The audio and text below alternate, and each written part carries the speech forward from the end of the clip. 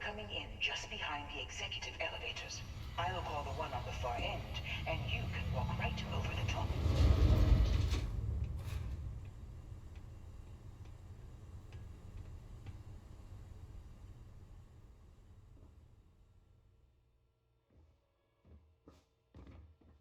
You know, it's moments like this that really makes Neon the best place to do business.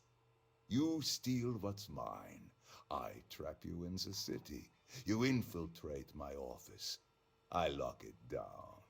Where else can you match wits for the highest stakes but here?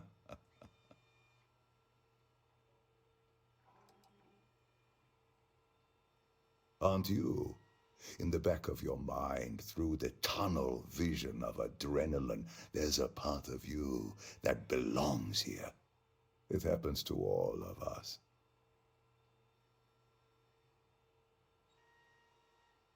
You have what's mine. I, indirectly, have what's yours. We are at a stalemate. Although I do count a few more guns on my side.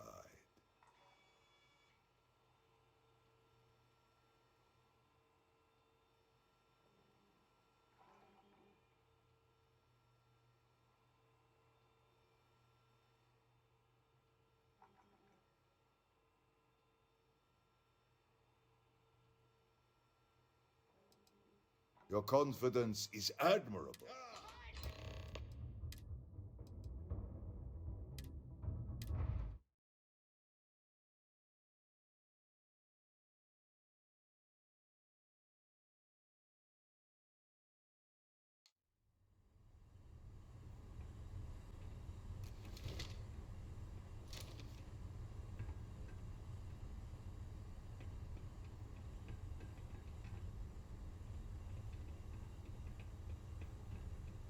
You're coming in just behind the executive elevators.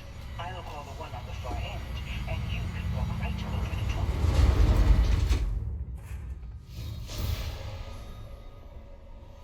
You know, it's moments like this that really makes Neon glip. You steal what's mine. Ah, there he is.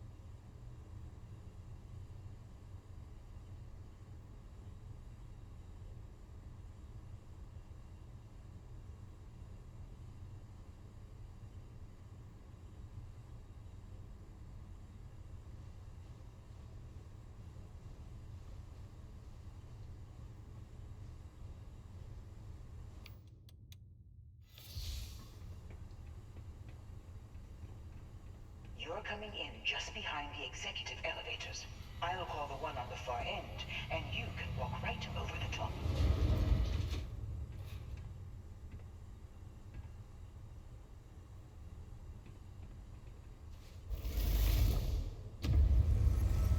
You know, it's moments like this that really makes Neon the best place to do business. You steal what's mine. I trap you in the city. You infiltrate my office. I lock it down. Where else can you match wits for the highest stakes but here?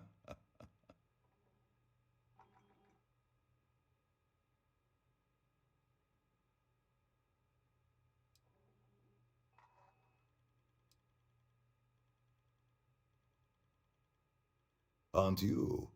In the back of your mind, through the tunnel vision of adrenaline, there's a part of you that belongs here. It happens to all of us.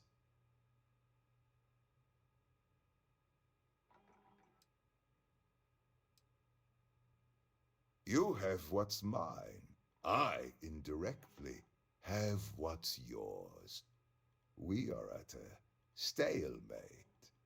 Although I do count a few more guns on my side.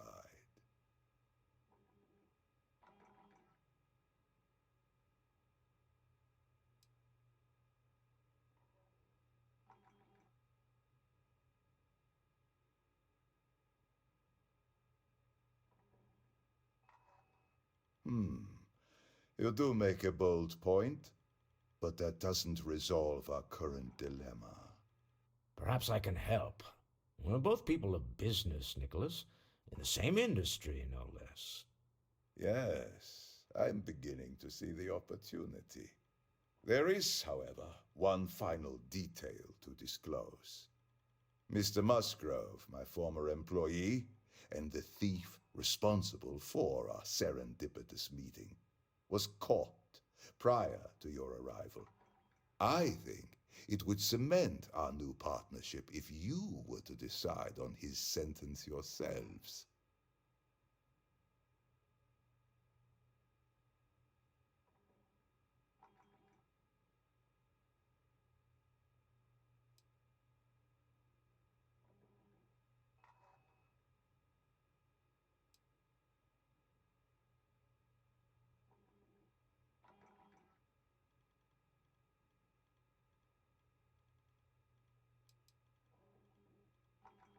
If you wish, you will have the opportunity to tell him yourself, shortly.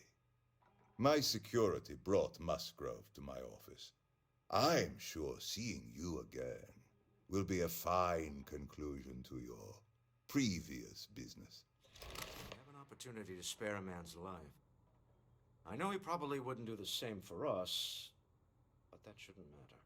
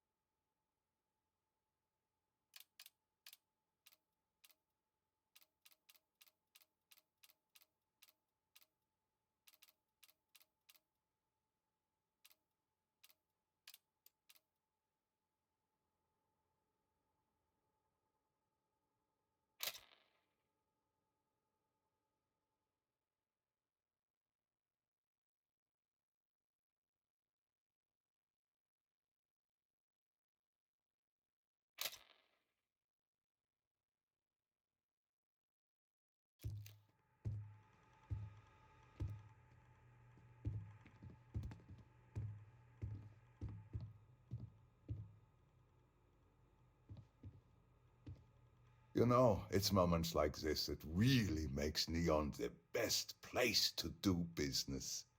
You steal what's mine. You have what's mine. Although I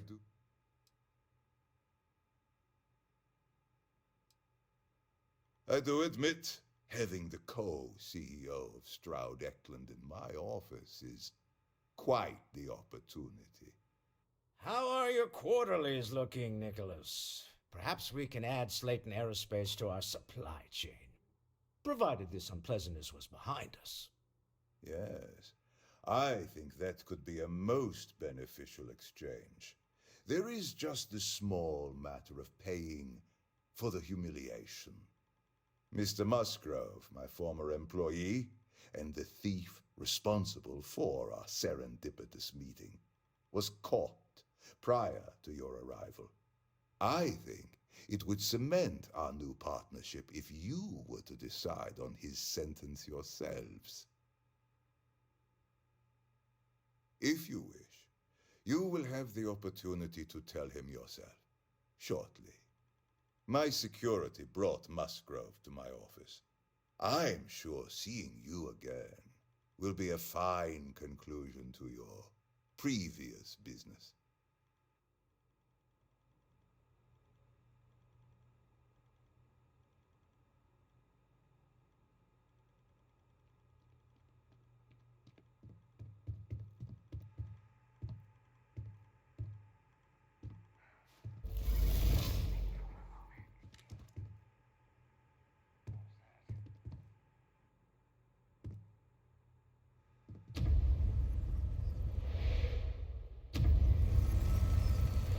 Oh no, you. Slayton really does have a sick sense of humor.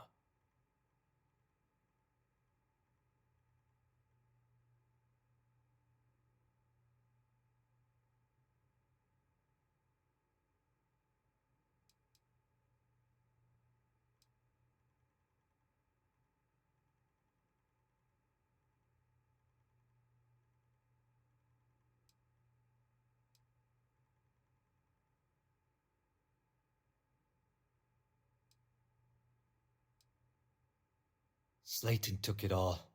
Probably in one of his secure accounts somewhere. I'll settle up with him later. Arbitration, lawyers, all that nonsense.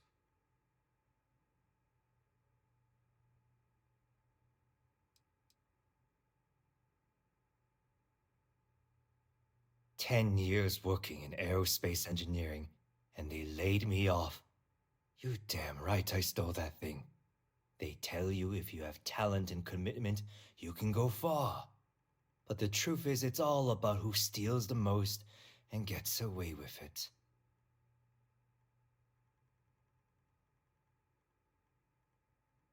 Same old song, huh? You know how this works. Just make up your mind. I don't need to tell you this, but we don't need to kill him. We were taking advantage of his initiative, after all. And we got what we wanted.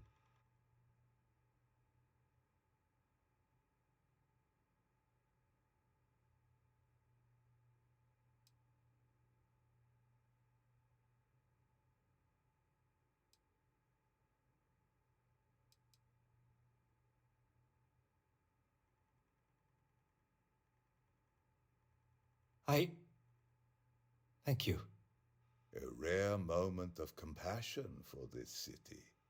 Very well. I'll clear things up with the authorities. You're free to go. Time to go. Let's talk more back at the ship.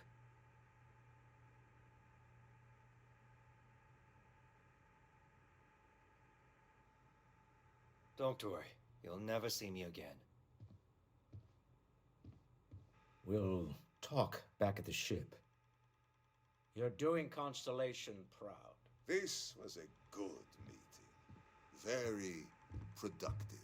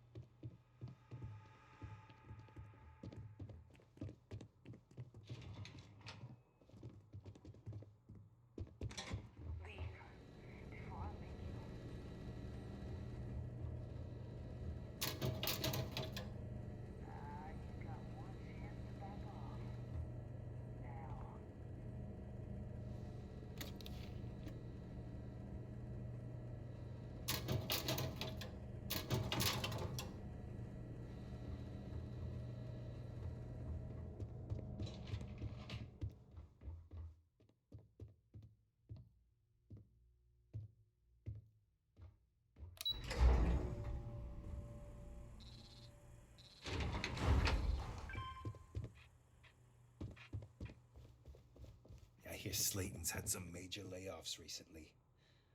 Never a good sign. Get going. Mr. Slayton is done with you.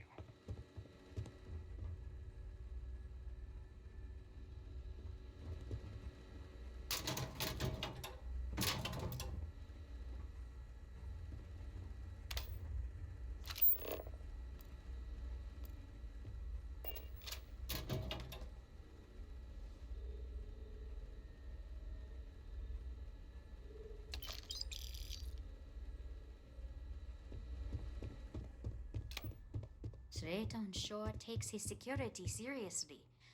I don't know whether to feel safe or nervous.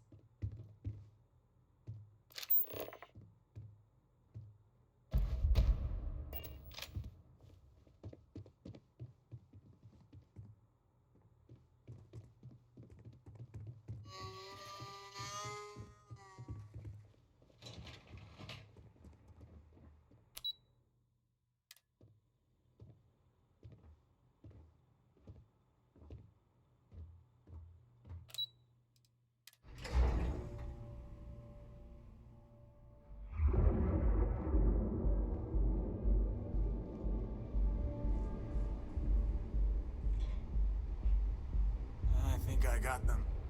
What do you call them? Corns? So you can do your banking your own way. No funny stuff with that boost pack.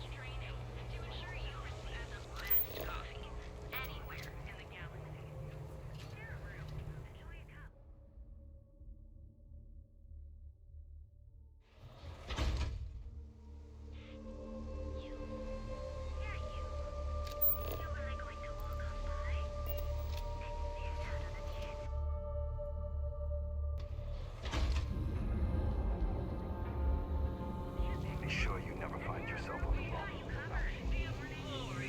Neon's premier seller of marriage. And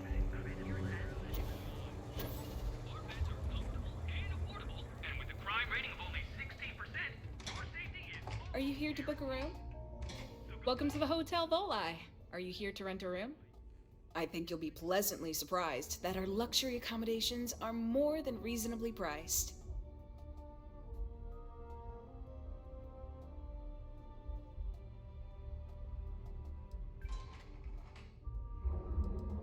We have finally appointed spacious suites, all featuring fantastic amenities. Best of all, each room is security protected with an encrypted password locked door. So, you can rest easy at night. Nope, no catch. My hotel is completely free from administrative influence, so you can rest assured that you'll be actually getting the best value for your credits.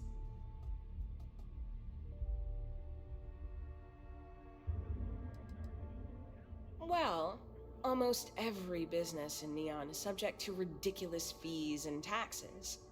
They claim that it's because Neon occupies such a prime location, having close proximity to Ryujin and all of the other megacorporations. But I think you and I both know that's not true at all.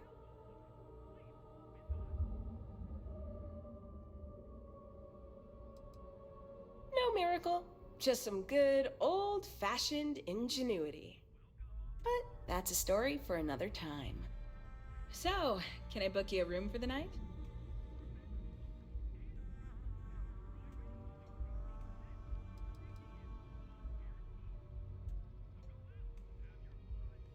To tell you the truth, not really. And that's one of the consequences with the arrangement between Administrator Bayu and myself. He won't hassle me, but there's nothing I can do about my guests being hassled. The last tenant I had was arrested for spitting on the street. As you can imagine, business is not exactly booming. Luckily, I have more than enough capital to cover my expenses, but it still sucks.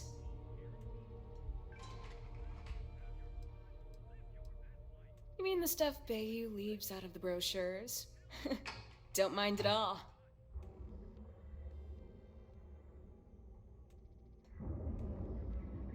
Neon has 4 main districts. The ones where Bayu wants you to spend your credits are Bayu Plaza and Ikuchi Market. Those are the glitzy parts of town. Bayou Plaza is the section outside my doors from the trade tower to the spaceport. Ikuchi Market runs from the Starport terminal to Ryujin Tower. Not quite as glamorous as the plaza, but still expensive. Then there's Upside, running the perimeter of the upper platform. Probably not the best spot for tourists. Finally, you have the Underbelly, the working class's domain under our feet. Not much down there, but industry and a few random shops.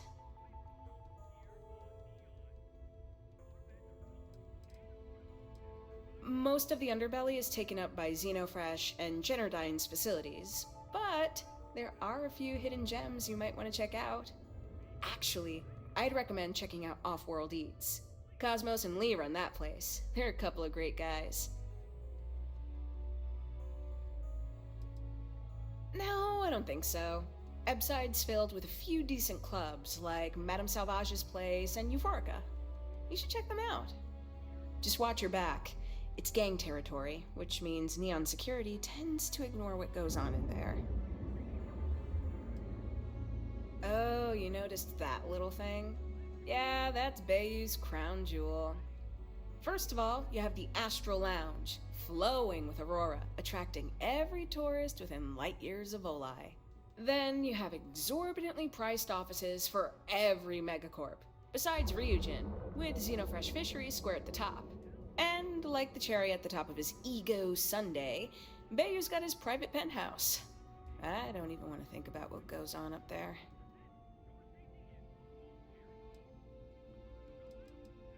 Sounds good.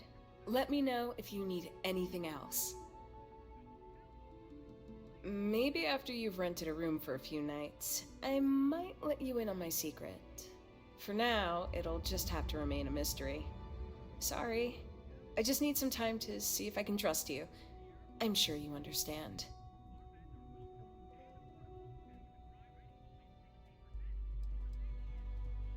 Yep. I've got an open room for you. Just one night or an extended stay.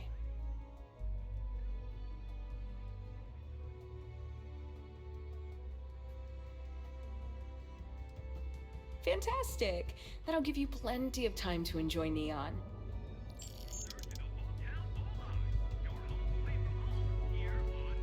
They do say the hardest part is showing Choice up. accommodations? Maybe after you've rented a room for a few nights, I might let you in on my secret. For now, it'll just have to remain a mystery. Sorry. Remember, we always have plenty of amazing rooms at reasonable rates.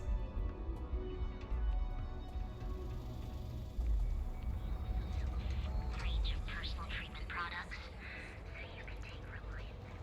Private sector. Now that's where the real money's at.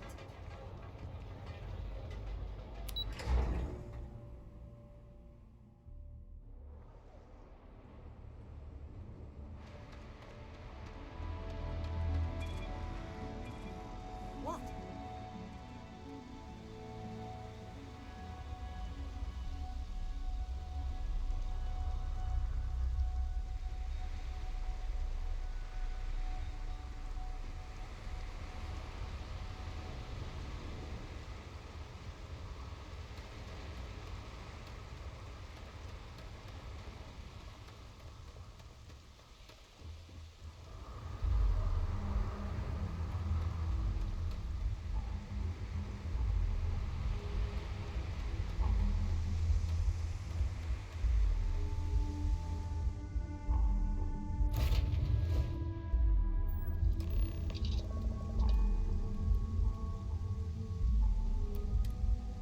Deal with the man who wanted us dead. I guess we can call that a win. What do you think?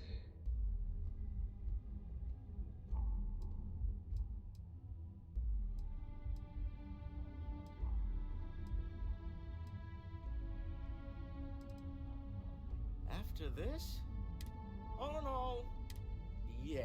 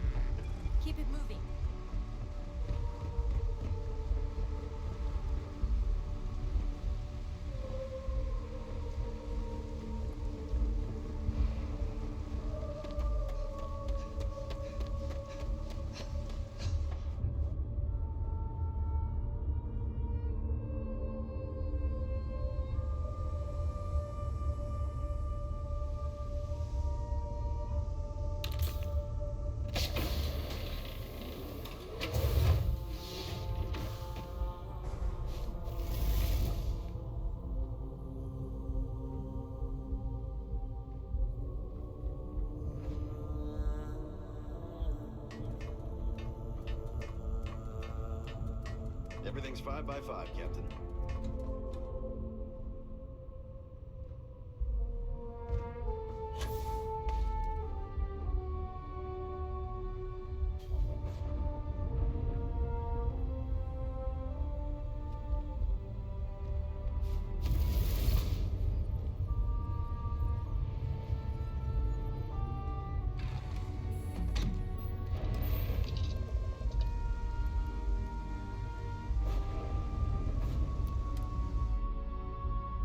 Deal with a man who wanted us dead. I guess we can call that a win. What do you think?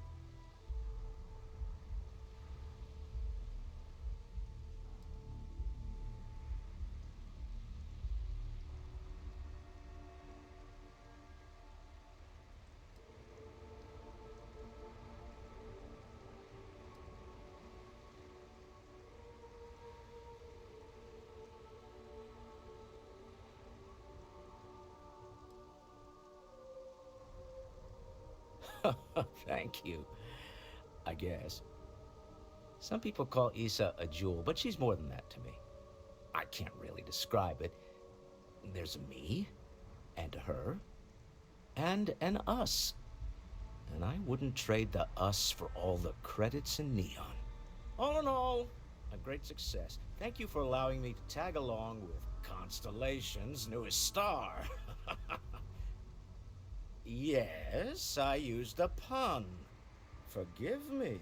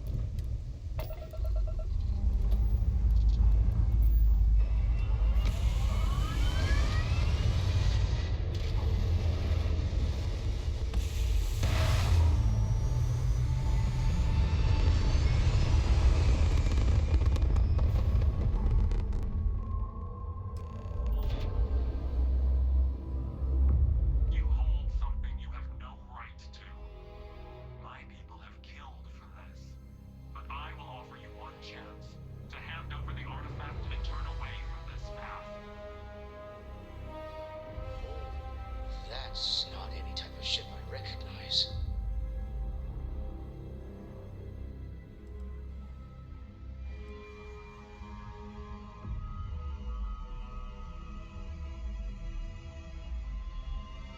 You say that now, but your kind is not ready for the artifacts.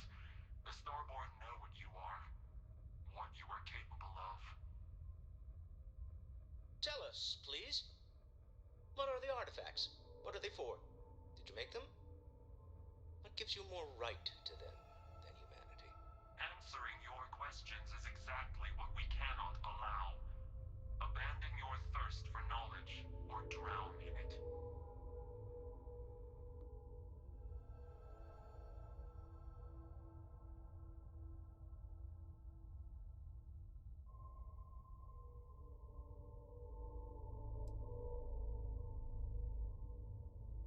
The more you understand, the more damage you will do. How could just knowing what you are be dangerous? Our distance from you is the whole point. We interfere now because we must. I'm not liking what I'm seeing on the scans. Energy output from that ship is far above the normal range. If we spin up the grav drive now, we have a chance.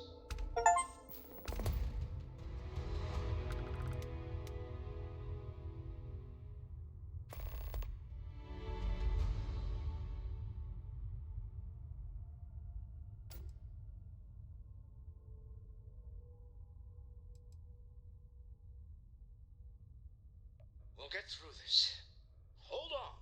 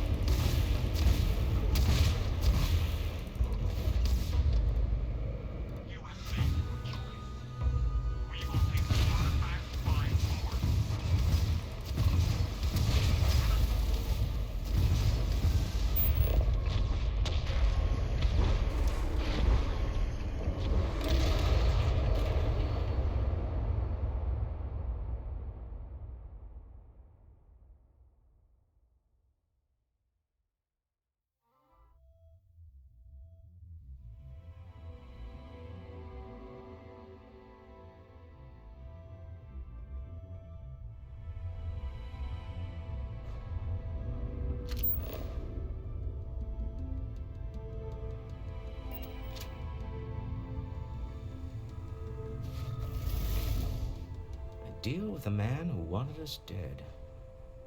I guess we can call that a win. What do you think?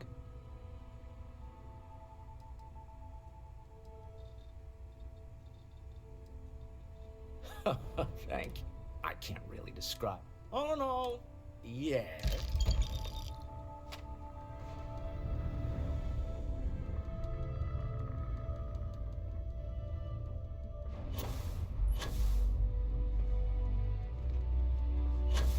Captain on deck.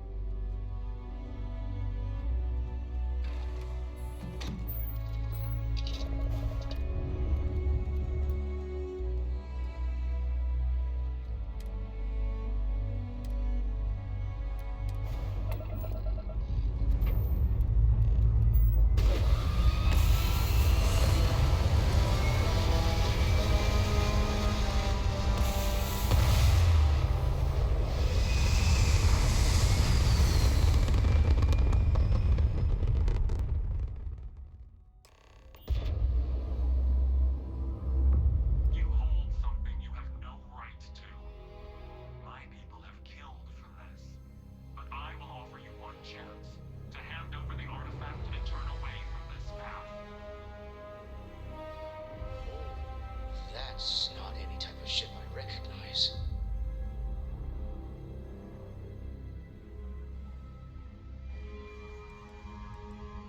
The fact that you do not know says much. We are the Starborn, and you are unworthy to possess the artifacts. Tell us, please. What are the artifacts? What are they for? Did you make them? What gives you more right to them than humanity? Answering your questions is exactly what we cannot allow. Abandon your thirst for knowledge, or drown in it.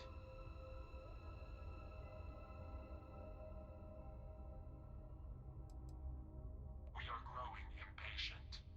Cease your attempts to stall for time. But you speak our language. We know everything about you. That is why your kind cannot have the artifact.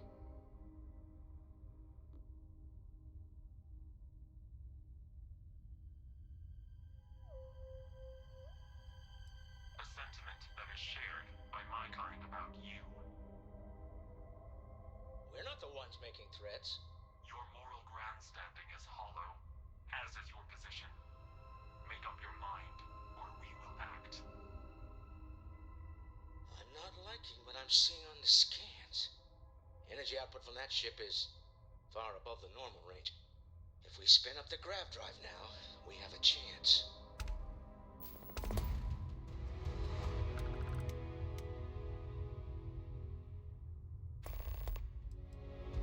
You really want to risk a straight fight with an enemy we know nothing about? We need to regroup. Bide our time. We can Get wait no us longer. out of here! Prepare yourselves for oblivion.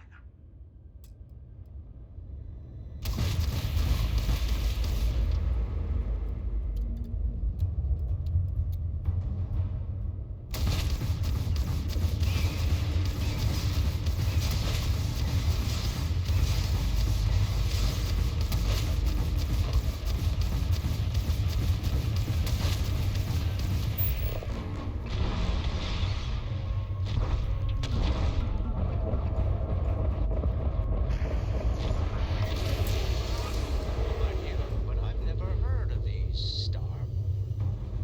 Speculation part of my brain is in overdrive. Need to regroup. The launch immediately. Tell Noel to analyze the data off the ship's sensors. Everyone's going to want to weigh in on this.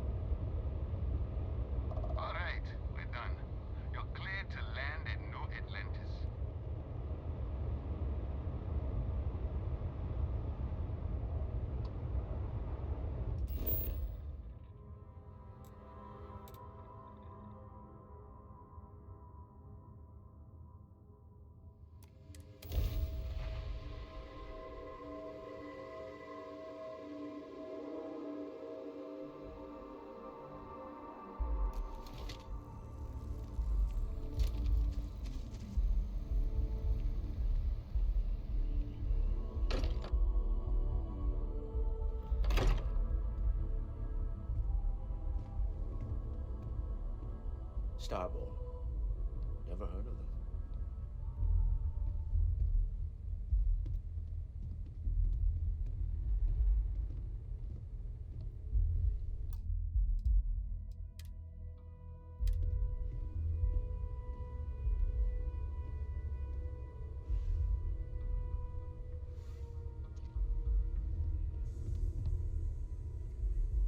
If I can help you with anything, we should get a drink sometime. How is Neon? Are you okay?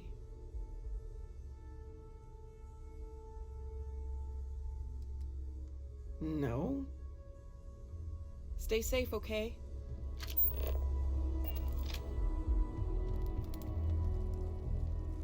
Hmm? Oh, sorry. Was doing the tallies work in my head. Inventory on the station, next supply run. Got one. I'd go into the astronomical charting data with you, but clear as day just to point you right to it. Forgot to check the math on a few equations. And the darkness gets lit just a candle more.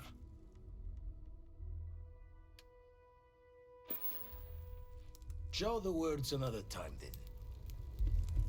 Never mind. Sorry. Thinking of something else. Mm-hmm.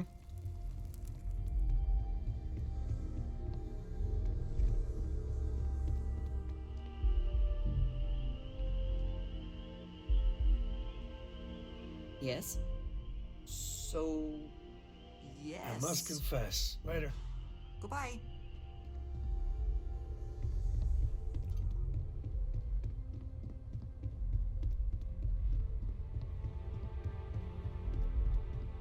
Hi there. What did you want to talk about? Come back soon. I like talking to my friends.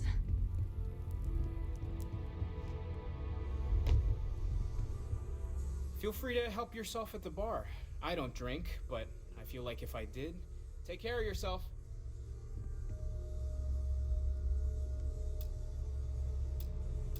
How is Neon? Are you okay? Wait, what happened? Who was after you? Take a look at the ship's sensor data. I think everybody needs to see this.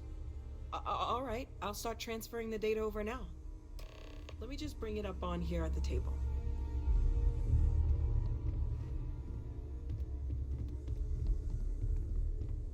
Is that a prototype? No, that material isn't anything we... What the... Everyone, come take a look at this.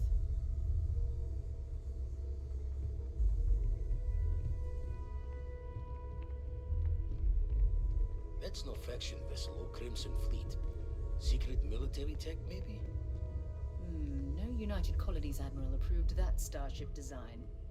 They call themselves the Starborn, demanding we hand over the artifact. Like we were children, playing with their parents' things. What do people know?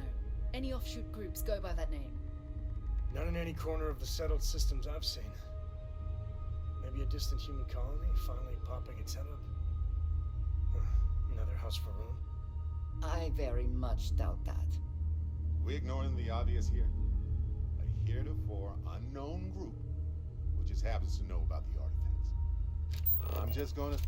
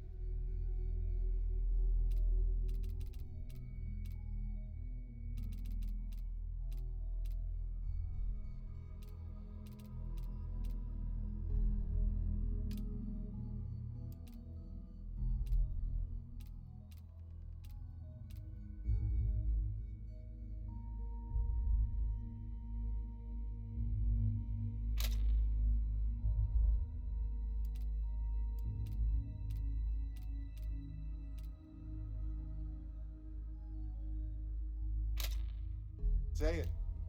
Intelligent alien life, or extra-dimensional beings. The original creators from the furthest fringes of space. Or beyond even that. Is the metaphor of avenging angels coming down to keep humanity from forbidden knowledge not apt here? So, we have a lot of theories, but nothing concrete. Except that they're after the artifacts, and they're willing to take them by force.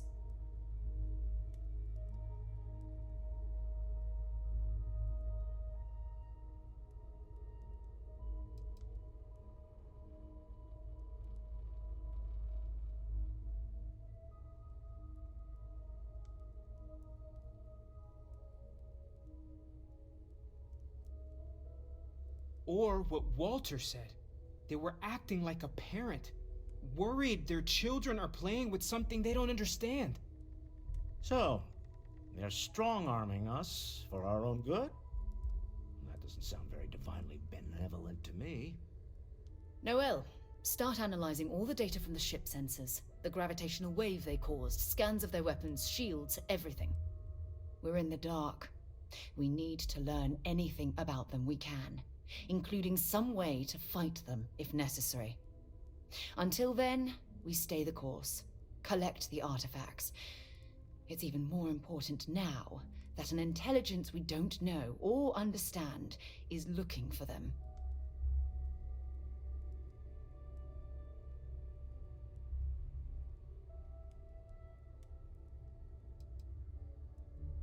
That ship could be anywhere in deep space. Even if we got lucky, a single grav jump and we'd lose them.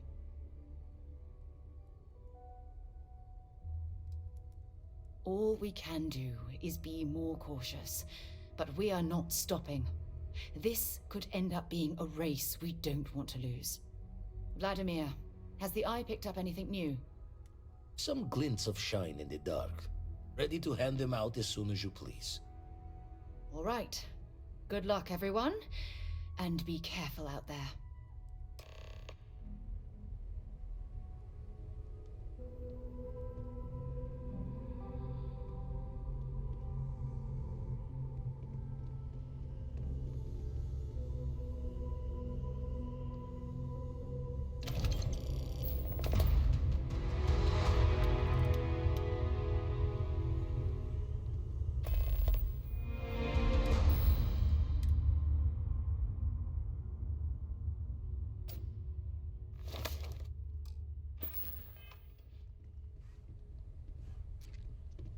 I'd like to talk to you about something, when you have the chance. Bet you never expected to end up involved in something like this.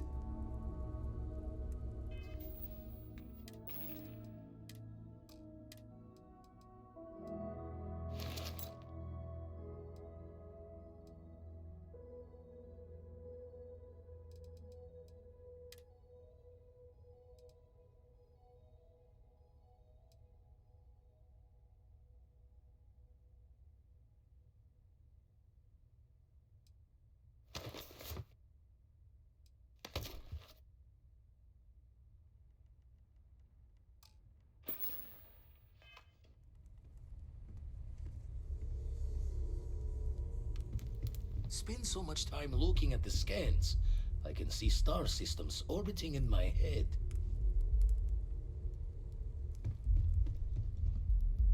You had a hell of a shake, getting bullied in the void. Starborn sure know how to make an entrance. Ready to head back out there? The Eye can help you find the artifacts, but I'm afraid she's blind to our new competitor.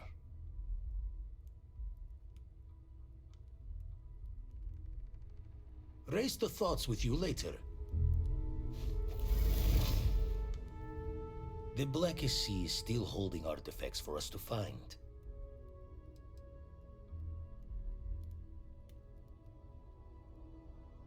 No telling the exact number, but they're getting harder to find.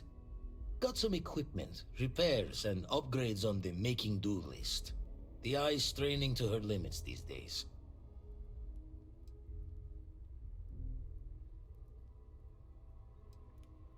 Double check the safety and locks wherever you go, okay?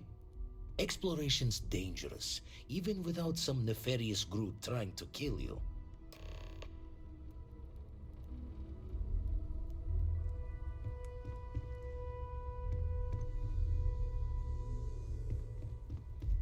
Important or not, I'm ready to listen. Happy to listen.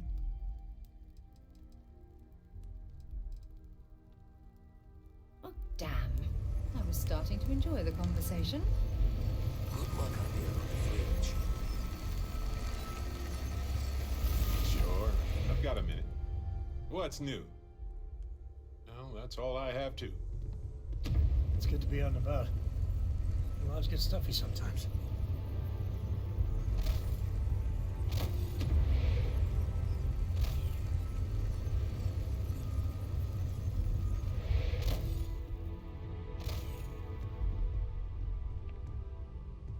Sam, I do not know if you recall my suggestion, but if Cora ever needs self-defense training... Oh yeah, I remember all right. Very aware of the offer. Well, I am still available if you are interested. Okay. Sure. I got it. Thanks again.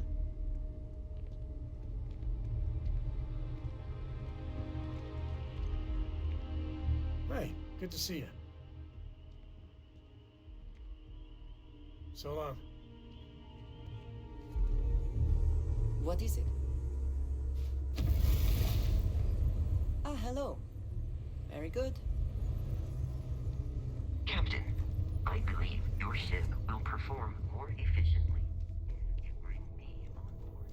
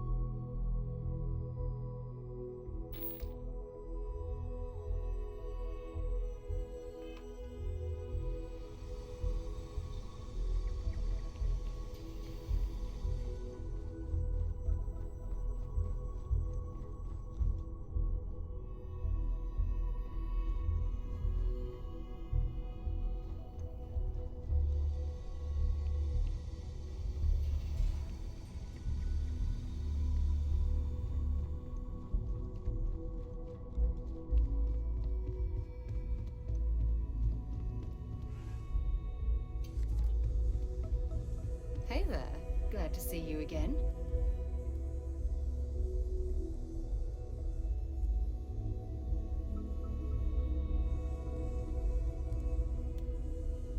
Let's get out there and do something new today, shall we? Finally. Let's get out of here. Last one to the ship is a rotten Prasada berry.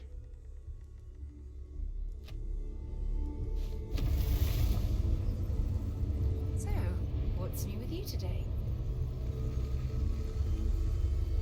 Captain, may I be of assistance? Captain, you have returned. A cursory scan indicates that you are in good health. Travel safely. I did what I needed to do. I'm sure you did. You know, the way you handle things, not bad. Not bad. Captain, hello again. Although my database of human history is not fully complete, it is quite extensive. At this time, I am unable to locate any valid references. Given the unusual nature of the encounter, it is reasonable to surmise that any earlier occasions would have been documented. One explanation is that this is the first time they have been discovered. An alternate explanation is that prior encounters resulted in 0 survivors to document the experience.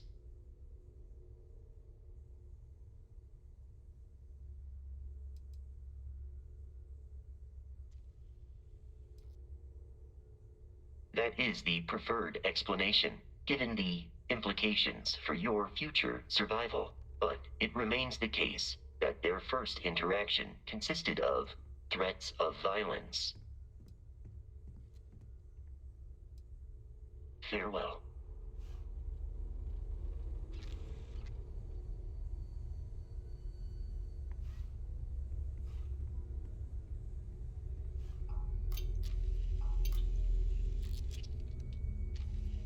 Captain, I have been idling and awaiting my next order for your safe return to the lodge. I will go wherever I am needed.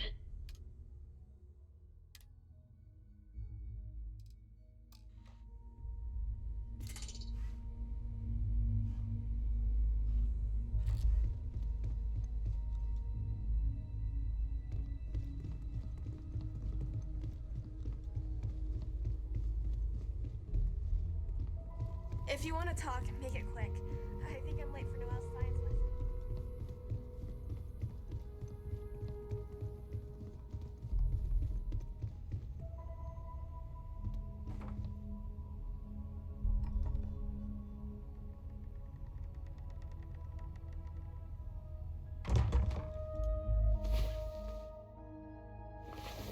Sleep well? Let's hope. We have so much to do, to see, to enjoy. This is all exciting, but there's really a lot of pressure on us, isn't there? We have to get... There's certainly precedent, isn't there? We've been operating for a while now on the fringes of what we, humans, know and understand. Why rule anything out? I just think we should be open-minded, keep everything on the table.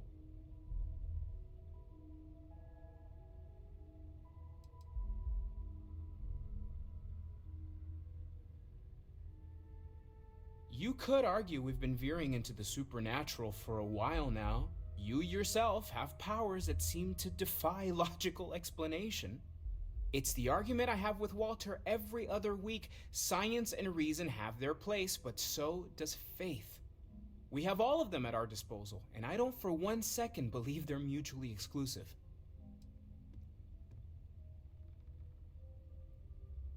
You're doing great out there.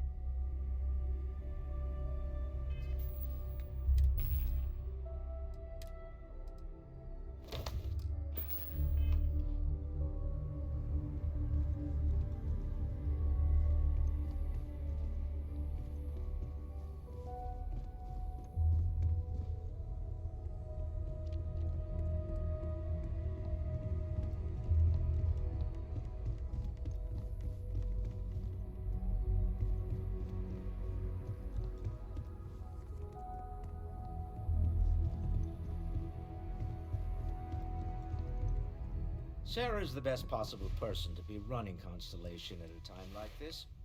Focused. Not my first time in a hostile negotiation, as you well know.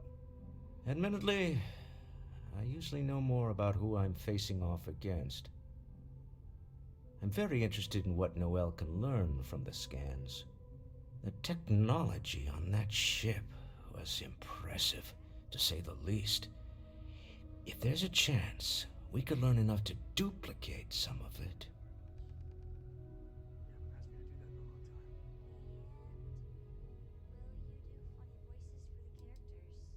That's certainly true. And it also wouldn't hurt to give Stroud Eklund an advantage in the marketplace. Oh, right. I was afraid you were going to bring that up again. Very well. Let's see if I embarrass myself or not. My colleagues, I venture out into the darkness of space once again. Many of you have expressed concern. At my age, you say, surely the risks are too great. Surely Sebastian Banks has earned a rest. Nonsense, I say. To go out into the unknown, to brave the possibility of never coming back, to ignite the spark of hope that humanity will find answers out there in the stars, that is all I have ever wanted. If this last expedition is my time, then I say, I have been fortunate. I have been fortunate to leave surrounded by people who could not be more different from one another, but who share a common purpose. That, dare I say, I am fortunate. My soul has a home it can always come back to. And that was the last thing Sebastian Banks ever said in the lodge before he disappeared. And Constellation has been waiting for him to come home ever since.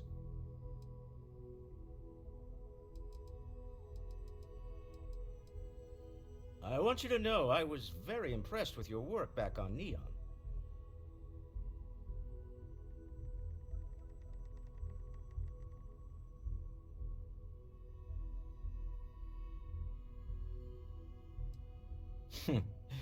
There's no fooling you. Don't worry, this is a much lower stake opportunity. My Star Yard's been having a little trouble getting our next project off the ground. I need someone capable and decisive to step in and steer it in the right direction. Interested?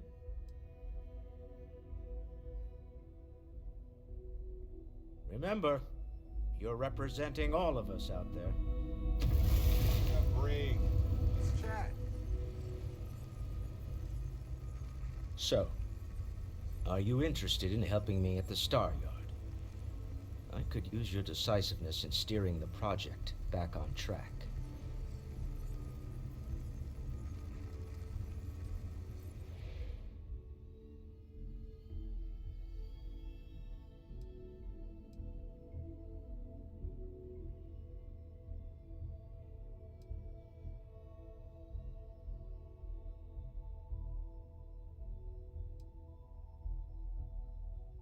Of course, now that I know you're interested. It's a new ship. We want to diversify our fleet. Now, I don't know why the people I pay very handsomely to come up with new designs can't seem to get out of the R&D phase. And frankly, I don't care. I just want someone, you, to go there and show them how it's done.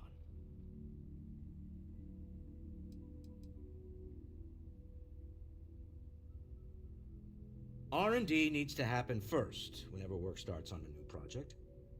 It's a natural stalling point since we need to make so many big decisions. In this case, we're talking about looking at our existing fleet of ships and using data we've gathered to see what consumers want. But of course, each member of the R&D team can interpret that data to suit their own confirmation bias. I'm guessing that's what we're seeing here.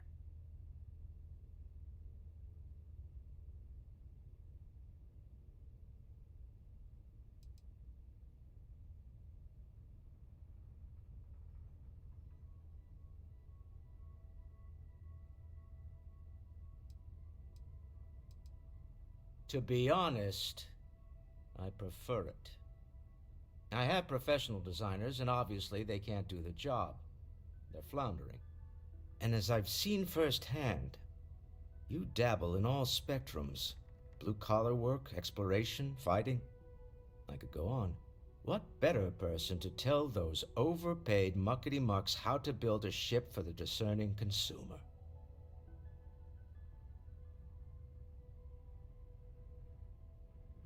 Excellent. I'll send word ahead to the project lead, Jules Degante, that you're taking point. They'll all be instructed to listen to you and follow your direction. I expect big things from you, so I'm excited to see what you manage to deliver. I don't believe you'll let me down.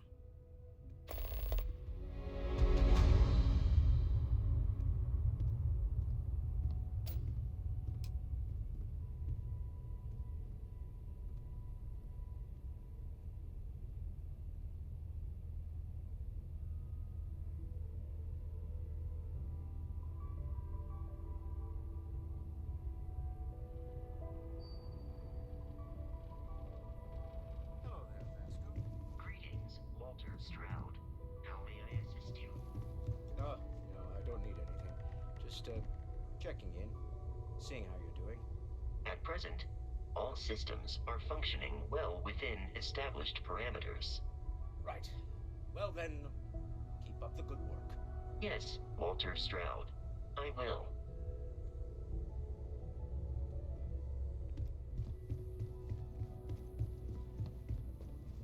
What's up?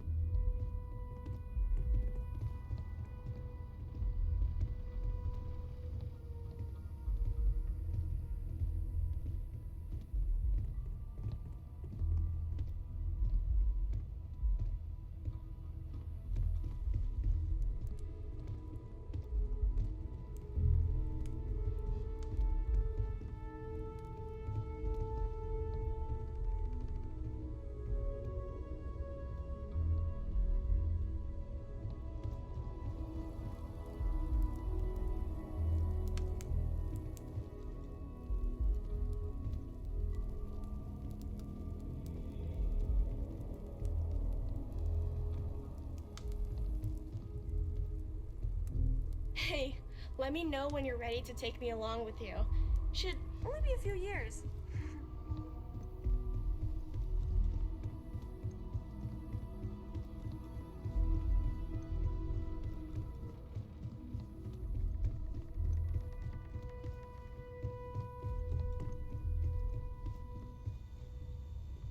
We've always considered ourselves explorers, but this really is uncharted territory, isn't it? I know everyone's excited by the artifacts, but we need to be as objective as possible and be aware of possible... Okay, let's take a...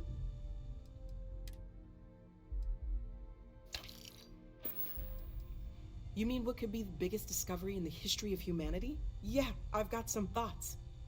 Scans are still inconclusive, but I think we've seen enough to know that we're dealing with something potentially even more unusual than the artifacts. There are so many questions beyond just who are they? How did they find you? How do they know about the artifacts? Why has no one ever seen them before?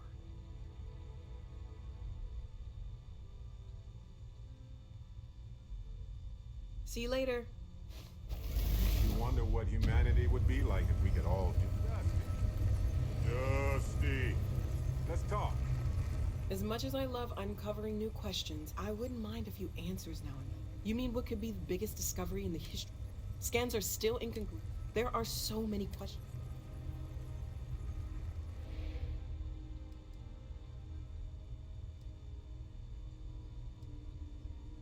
They did openly threaten you, as I understand it. I'd say that's something to worry about. It was one thing when this was just about us investigating the artifacts. A weird phenomenon that didn't come with creepy threats or questions about aliens or whatever it is that's going on now. I know we'll figure it all out in the end. It's just kind of a lot right now. You mean what could be? Scans are still... There are so... Yeah, well, I'm worried whether or not it's okay. It was one thing when this was just about us investigating the artifacts. A weird phenomenon that didn't come with creepy threats or questions about aliens or whatever it is that's going on now. I know we'll figure it all out in the end. It's just kind of a lot right now. Stay safe, okay?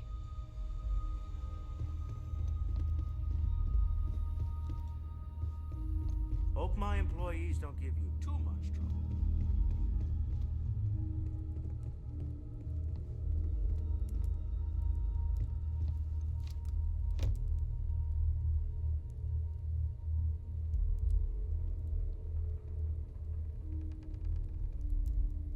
If you want to talk, make it quick. I think I'm late for Noelle's science lesson.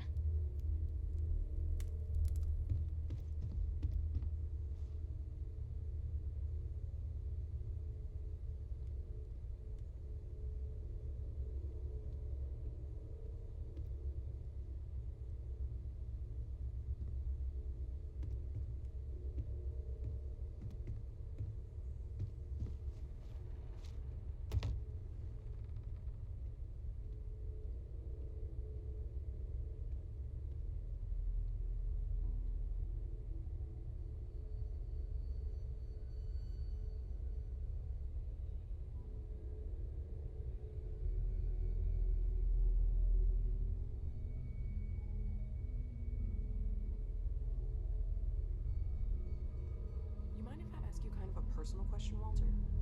You're around the module, like, almost all the time. Doesn't that bother your wife? It's true. I am away from home quite a bit. Apparently, I've become rather cranky when I'm not able to participate in Constellation's little adventures. My darling Issa has concluded that it is in both of our best interests if I can spend my time working from the lodge as often as possible. Wow. All right. Whatever works for the two of you, I guess.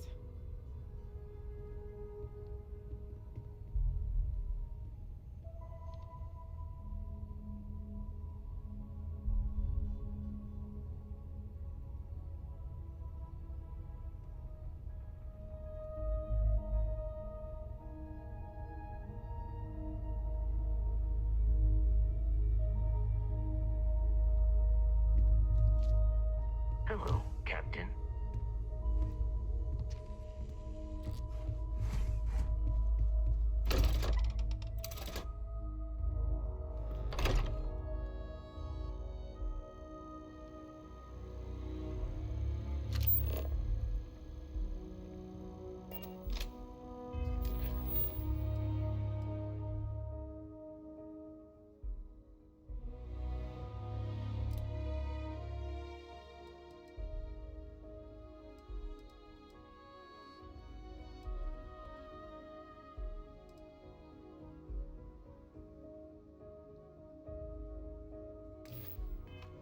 Hey, Dusty. If you're ever thinking to yourself, I could really listen to Barrett's dulcet voice right now. Then instead of dreaming about me, stop by and say hello, okay? I have to talk about the Starborn. Do you have a second? You do, right?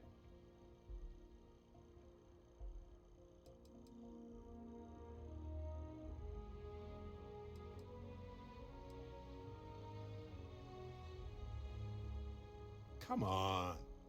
Captain, I know you aren't that insecure, so stop joking around. It's okay to admit it was kind of a big deal. It could be the dawn of a new era of humanity. Or it could be an elaborate prank or any number of mundane explanations.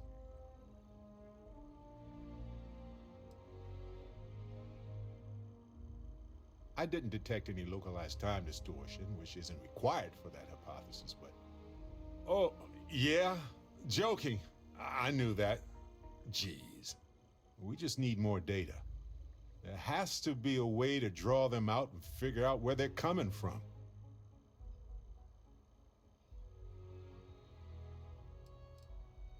We're going to need a way to find them again, or lure them. This could be a turning point for humanity, you know? Or it could be just the emergence of a powerful new faction, or some sort of elite military tech, or a gazillionaire with nothing else to do. All we know is that they wanted that artifact badly.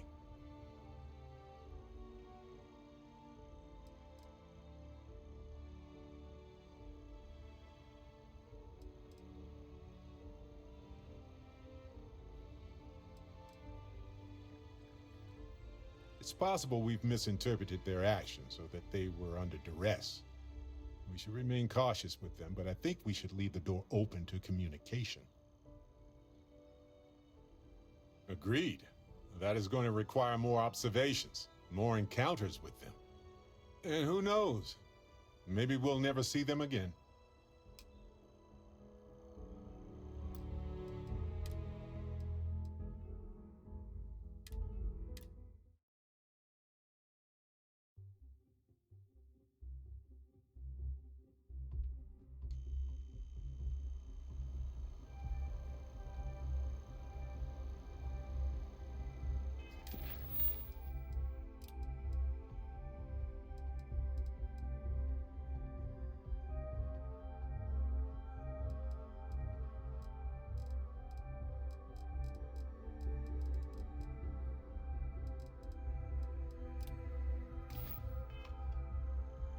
Exploring the galaxy is hard work.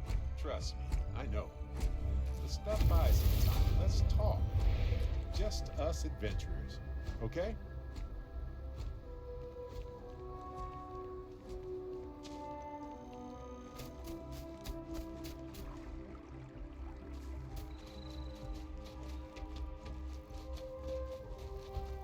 Greetings, Captain. You're handling this whole captain thing really well, you know. Practice shot? Hey, if you have time, I've been thinking about some things. Wanted to talk to you about. I have to talk about the Starborn. Do you have a second? You do, right?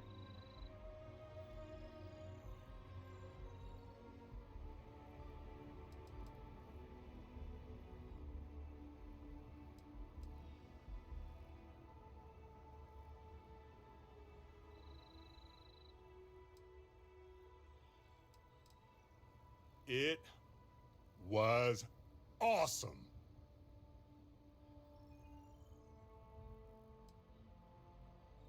I already evaluated us for hallucinations or other types of chemical filters, and I found nothing. It could be the dawn of a new era of humanity. Or it could be an elaborate prank or any number of mundane explanations.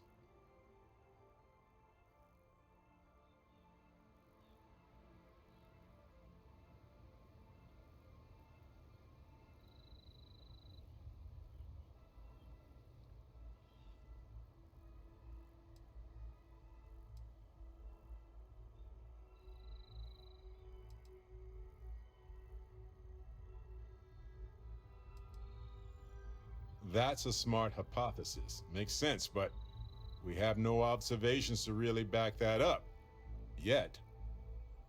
Although now that you mention it, I do remember a drunk conversation with a Marine. He swore up and down he was part of an elite crew on some top secret ship out there. But this is all anecdotal. We just need more data. There has to be a way to draw them out and figure out where they're coming from.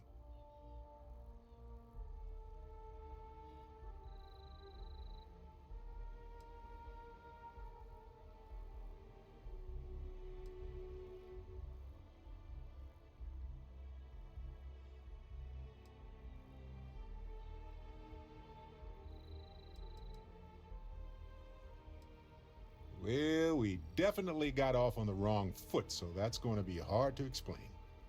This could be a turning point for humanity, you know? Or it could be just the emergence of a powerful new faction, or some sort of elite military tech, or a gazillionaire with nothing else to do. All we know is that they wanted that artifact badly.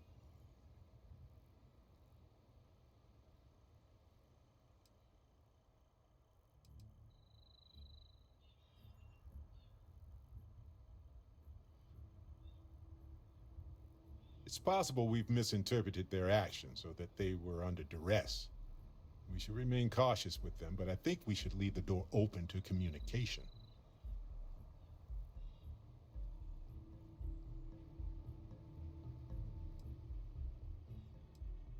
Agreed. That is going to require more observations, more encounters with them. And who knows? Maybe we'll never see them again.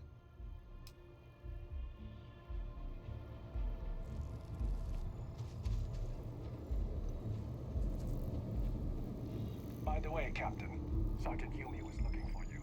Sound like...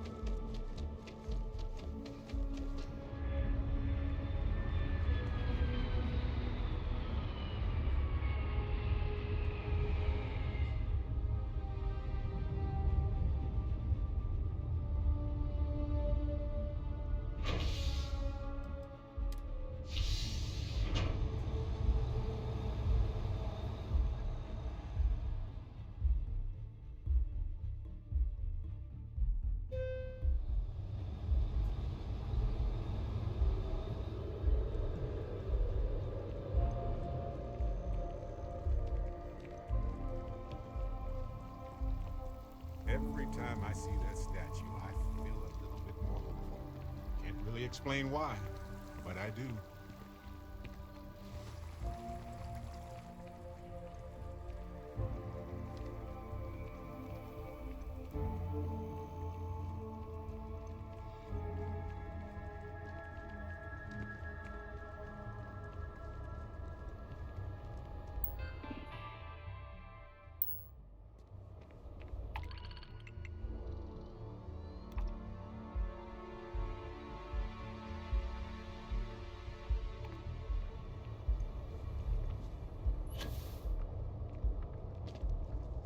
Kids are all off studying, and we've got the house to ourselves.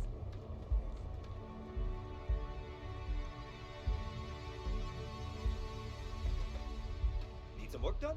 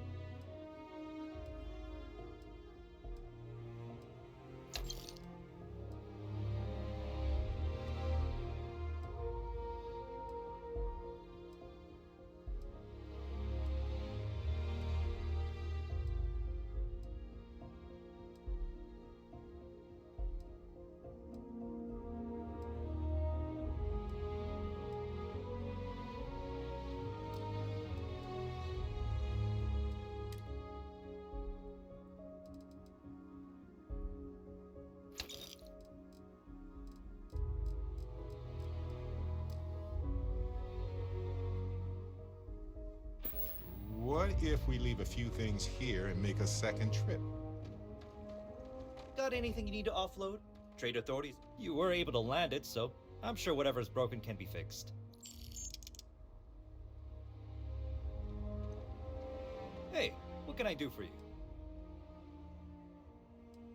I'm sure you can find something you like.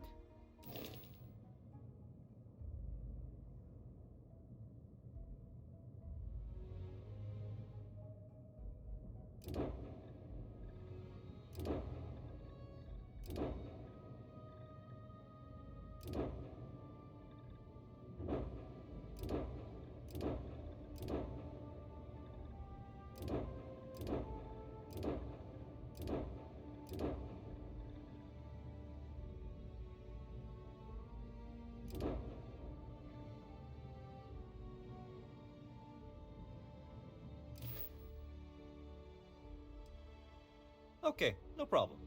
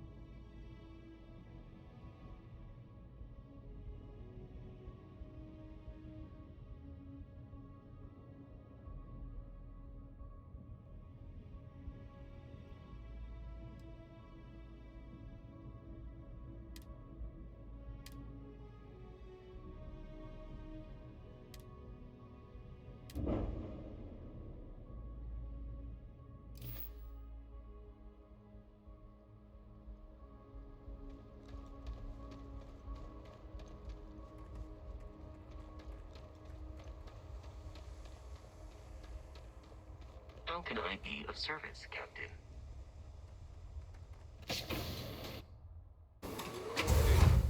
You might want this.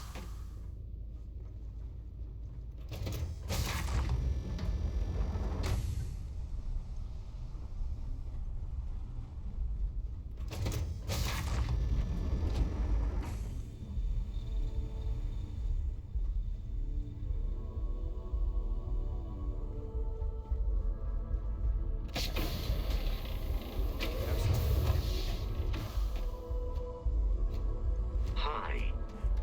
Please disregard. You should inspect your ship for heat. Sure, have at it.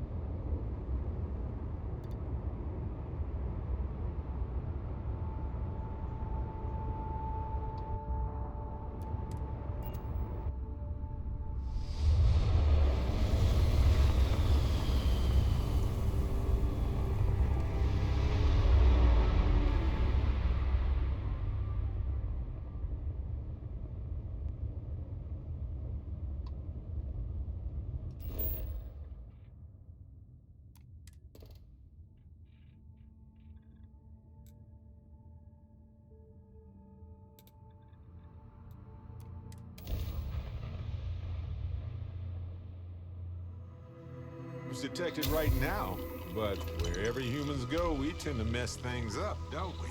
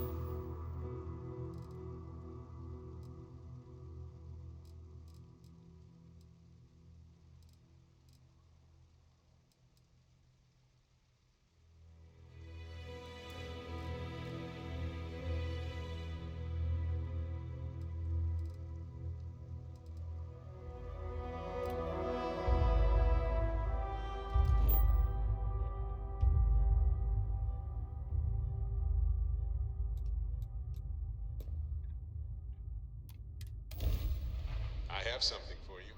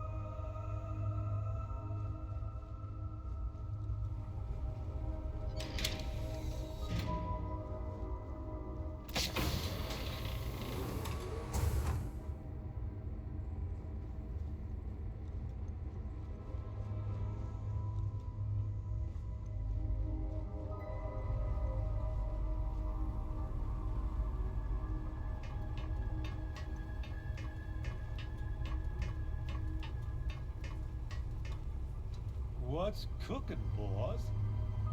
What's up? Sure.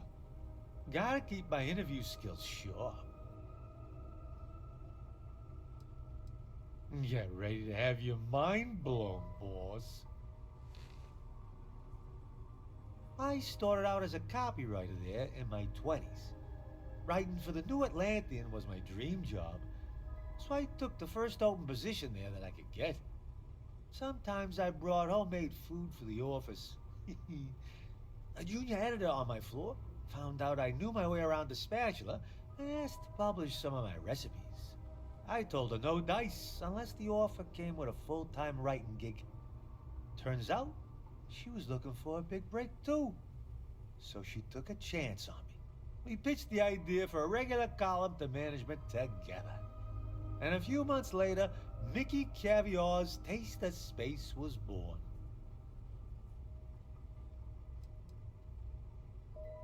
It's a lifestyle thing. We didn't have a lot of money when I was growing up. One of our only luxuries was a subscription to the New Atlantean. I read every issue front to back the day we got them. I couldn't get enough of the photos of fancy restaurants and exotic food. It seemed to me like the people writing for the New Atlantean had really made it, you know? I always wanted to be like them. My grandma did. Grandma Caviar really knew how to turn a phrase. Yeah, we sure did. I worked with her my entire career. By the time I quit, she was one of the biggest names in the editing department, thanks in no small part to yours truly. I wonder what's going to happen to her now that I'm not around. Huh.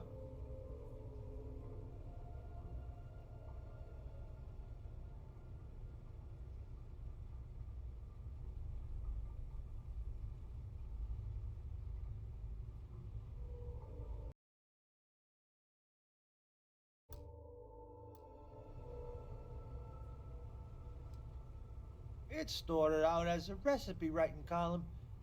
My specialty was creating dishes that improved on packaged ship food using easy-to-find ingredients. Easy market to break into. I've never met anyone who could eat synthetic scrambled eggs with a straight face. When the column got more popular, my editor had the idea to branch out into restaurant reviews. Turns out, she's a genius. Reviewing restaurants is what made me really famous.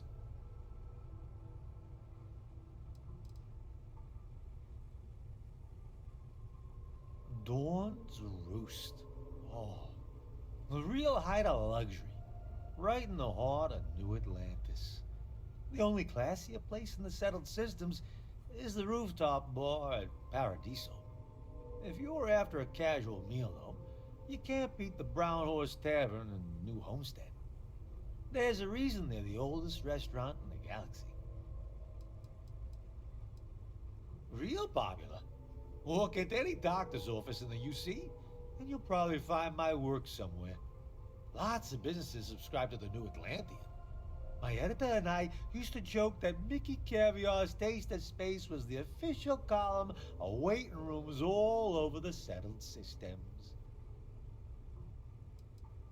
I was featured in the New Atlantean for almost 30 years. I even made a couple covers. That's big shot stuff right there. Now that I've quit writing it, copies of the magazine with my column in them are gonna become a real collector's item.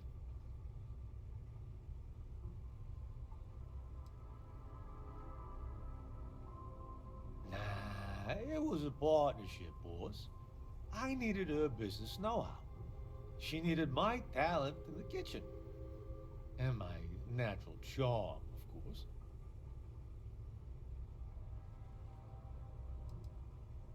Crab treatment, that's why. The last location shoot I did was a freaking disaster. And that's not your classic Mickey Caviar embellishment either.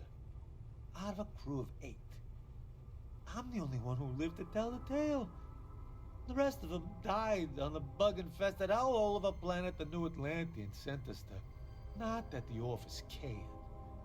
They didn't even bother to warn us about the dangerous aliens living there. And they didn't send a single rescue ship when we went missing either. Oh, talk about a breach of contract.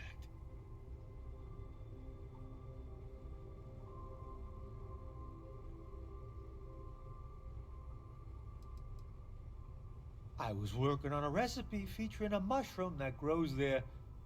Turn your Canuck poutine into gourmet cuisine with this rare mushroom. My usual shtick. The New Atlantean wanted some shots of me on location for authenticity's sake. Those damn mushrooms. They were all I had to eat when things broke bad. And no amount of delicate, earthy aroma or savory flavor could convince me to eat them again. I thought the same thing.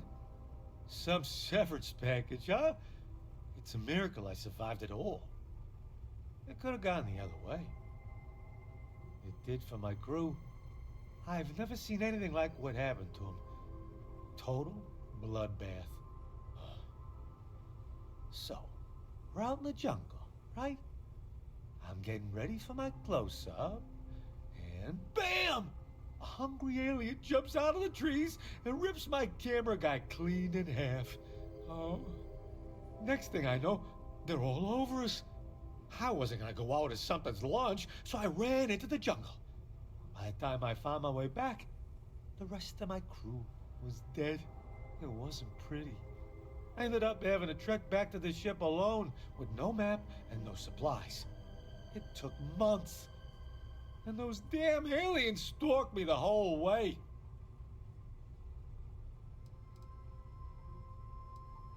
I had to live off the land. Can you imagine? Me, an award-winning columnist, reduced to hunting vermin and cooking plants over an open fire I made myself.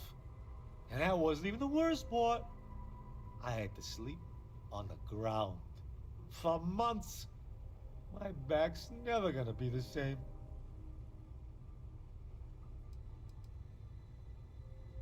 I set the ship's autopilot to take me to Volii Alpha and passed out cold until I got there. When I landed on Neon, I sold the ship to some spaces for a payout. My editor can put the Trackers Alliance on it if she really wants it back. I took the money straight to the Astro Lounge and started drinking. You and me both, boss. Roughing it in the jungle ain't my idea of a good time. After putting me through that, the New Atlantean can bite me. I decided I was gonna quit my column before I even got off that planet. And you know what? I'm not telling anyone at the office I survived. Not even Jan, my editor. I thought we were friends, but I guess not. What kind of friend sends you to the depths of space and doesn't even call a rescue party when you go missing? She might take some flack for it at work, But I'm the one who spent 2 months without running water or a place to sleep. She got the sweet end of the deal.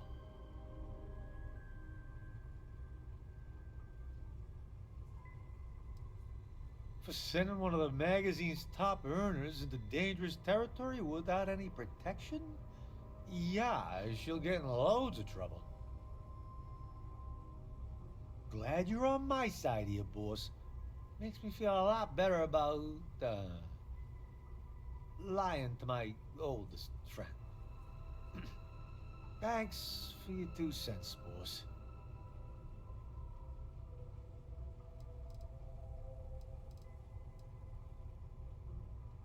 Nah, it's made up. I was gonna wait to unveil my real name to the settled systems in my upcoming autobiography. But since you're such a good boss, I'll give you a sneak peek. My real name's Frank Pastoria. Frankie to my friends. But that doesn't exactly scream charm or celebrity. When I got my publishing gig, I decided to change it. My grandma came up with the idea to call myself Mickey Caviar. She loved it. She even insisted on going by Grandma Caviar after I made the switch.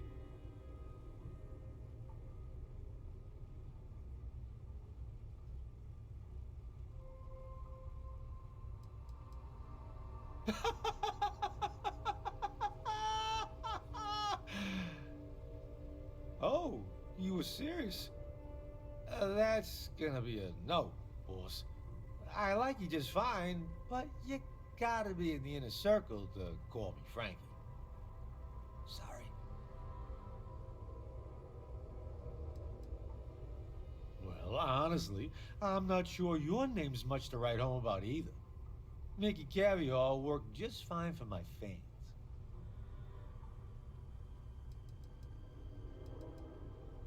Nah, it's just a stage.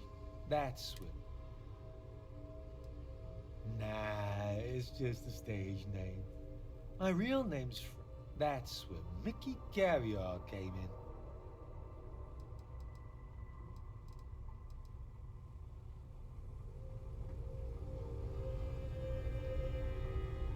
Finally gonna ask me for an order.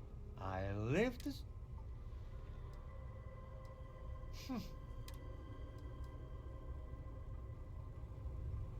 Hi, boss.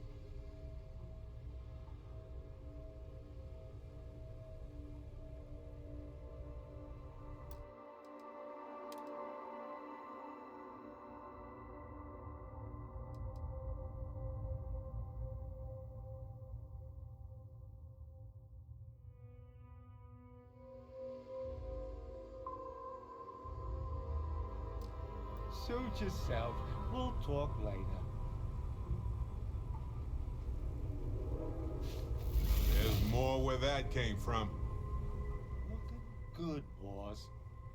Oh, I've been taking good care of you.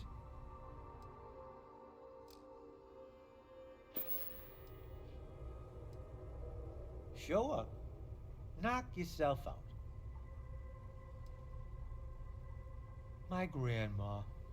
She raised me with a spatula in one hand and a cookbook in the other. She's the inspiration behind almost every recipe I ever wrote.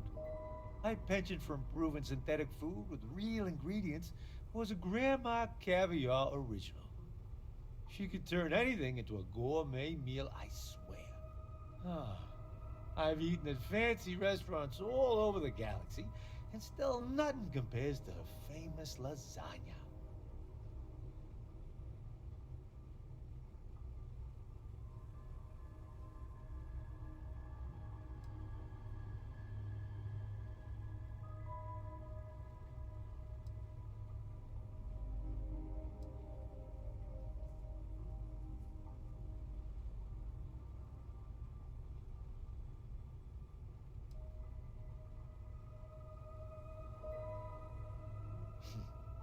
She always did love being the topic of conversation.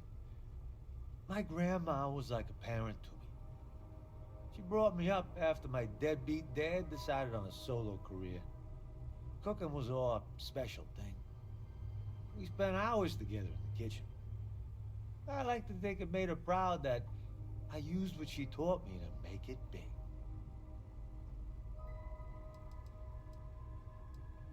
Never have, never will. It's a family secret. Grandma made me shake on that when she taught me how to make it. Nah, she loved it. She was always showing the columns off to her friends and bragging about how her grandson had made it big with her help. We used to joke that I didn't even need an agent, because I got so much free press out of her gabbing about the column with her friends. Yeeps. Depends what you mean by edible, boss. Some things are beyond saving. You got it.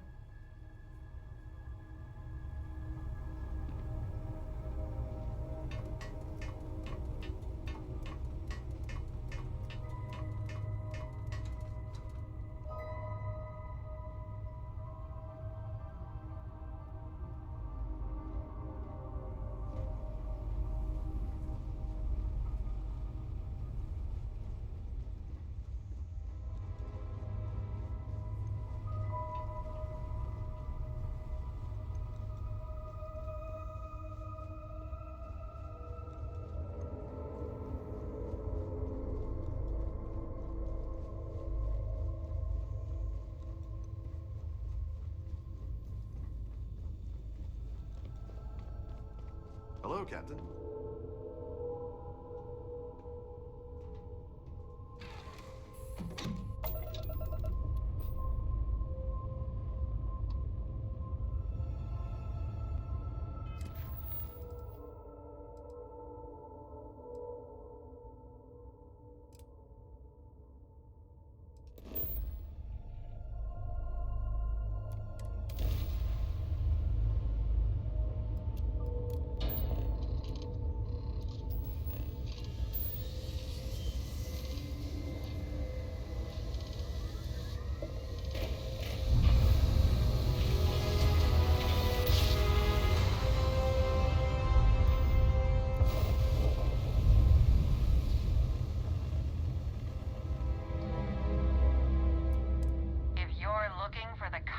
Of starship design, you've arrived.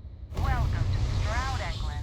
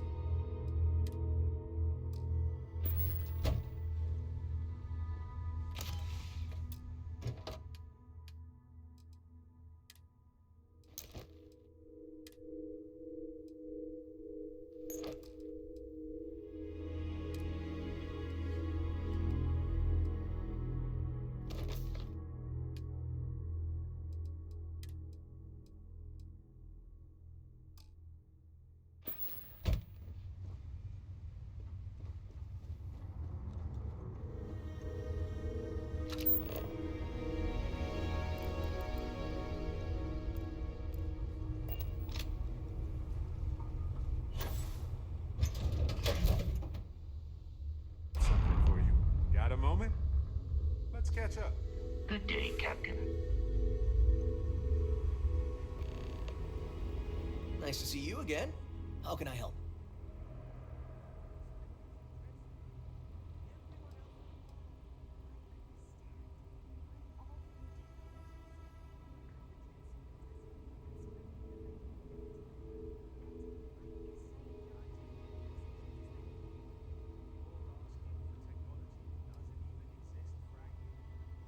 Feel free to come back anytime. Welcome to Stroud Eklund.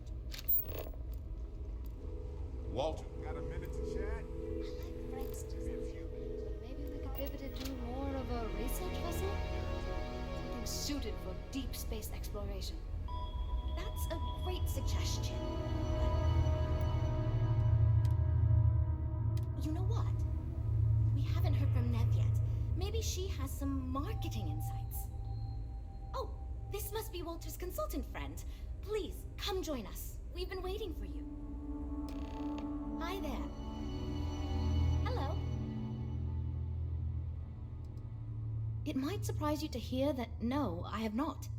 This is actually the first project I've led for Stroud Eklund. I recently graduated with a master's degree in engineering management. I'm actually kind of surprised they hired me. But I was at the top of my class, so maybe they didn't want to lose me to some other star yard. Anyway, I'm grateful for the chance to do good work here. It means I'm responsible for making sure our projects are carried through to completion. I'm not the one calling all the shots per se, but I do need to ensure the people making those calls are empowered to do that within the limits the executive set for us. You must be Walter's colleague. He informed me that you'd be taking charge of Project Kepler despite the fact that we have a fully dedicated R&D staff already assigned to it. But that's okay.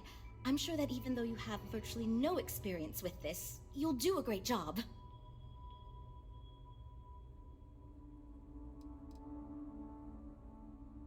Oh, and I seem to have lost your attention. Nice. Seen more of this galaxy than most folks. Sure. always So yeah, be impressive. you're Walter's friend with no applicable experience who's going to save this project?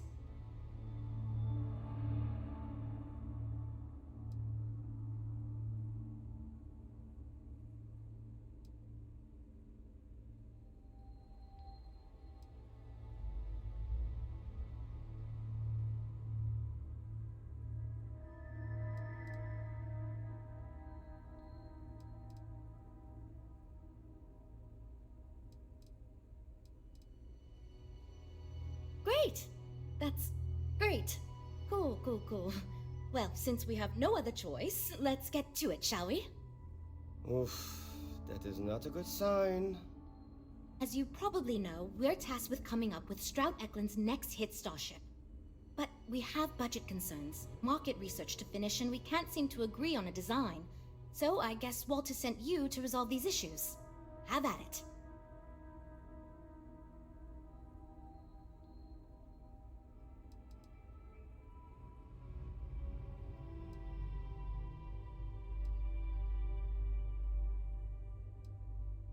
Sure. I'm Jules, R&D project lead. Was the one making all the big decisions. I suppose I just coordinate now. You already heard from Frank. He's lead designer on the project, focused on the look and feel of the ships. There's Ella, another senior designer. She focuses on some of the more technical designs of ships. Went to school with Frank. Mike is our senior engineer, responsible for consulting on all the technical bits, the machinery, the computer systems, etc. And then there's Nev. She's here for marketing. It's her job to weigh in and sell this thing to consumers. There are a lot of factors to consider.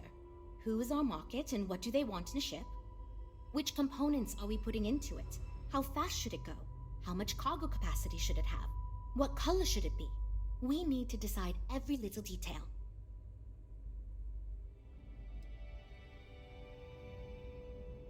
Oh, okay. You know what you're doing, I guess, so I'll get out of your way.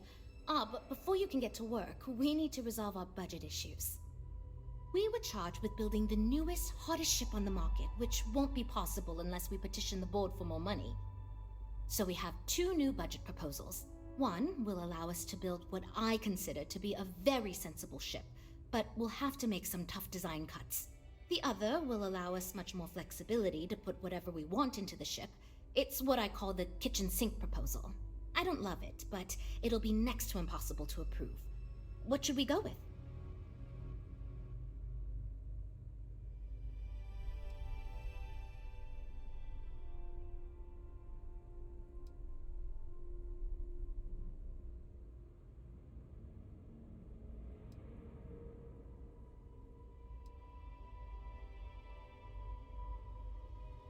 While it's true we'd be able to afford to put anything and everything into that design, it's just not practical, and the board will put more pressure on us to see that it succeeds. I worry that without constraints, my team will be disincentivized to focus this ship in any given direction, and they'll try to cram in everything but the kitchen sink, hence the name. Who knows what kind of monstrosity we'd create if we tried to incorporate all of our designs? And would something that expensive actually sell?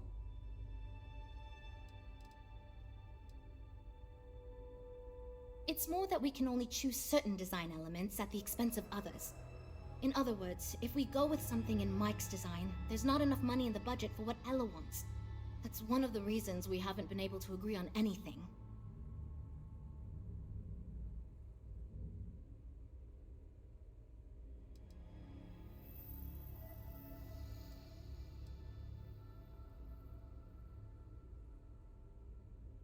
I'd love to, seriously. It would be a huge win for us if we came in under or at that budget. But none of the viable designs for this project can be made for that amount. I've already rejected that budget, so I have to go to the board regardless. And since you're now responsible for the major decisions, which budget proposal we go with falls on you. I was afraid you'd say that. Look, I'm the one who has to go to the board with this proposal, so before I can convince them this is going to be worth it, you're going to need to convince me.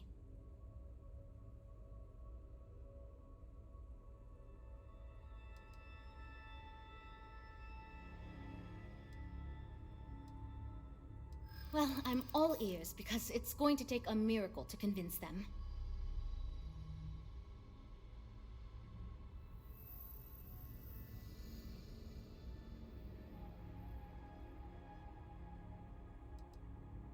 A smart leader knows when some ideas just aren't worth pursuing.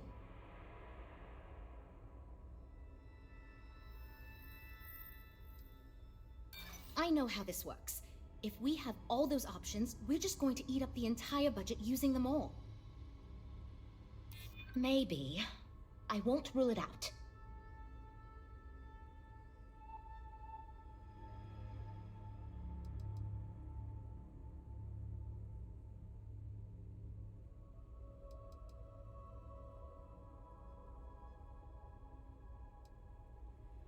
You know, as 50% of the Stroud-Eklund name, that might be enough.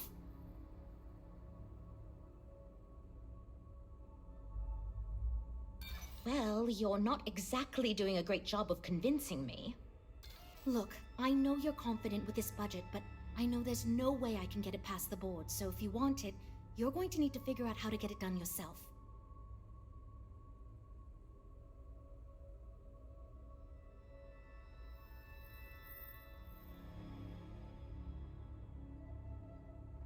And I seem to have lost your attention. Nice. Exploring the galaxy is hard work. Trust me, I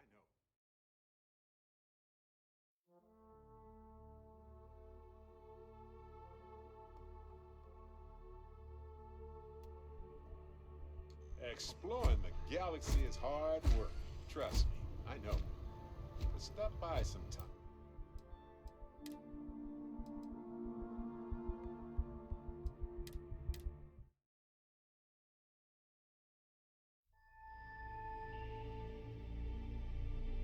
That's a great suggestion, but you know what? We haven't heard from Nev yet. Maybe she has some marketing insights. Okay, but what if... Sorry, hear me out. What if we went for the family recreation demo instead? It's a much bigger market than Explorers, and no one else is doing it. Oh.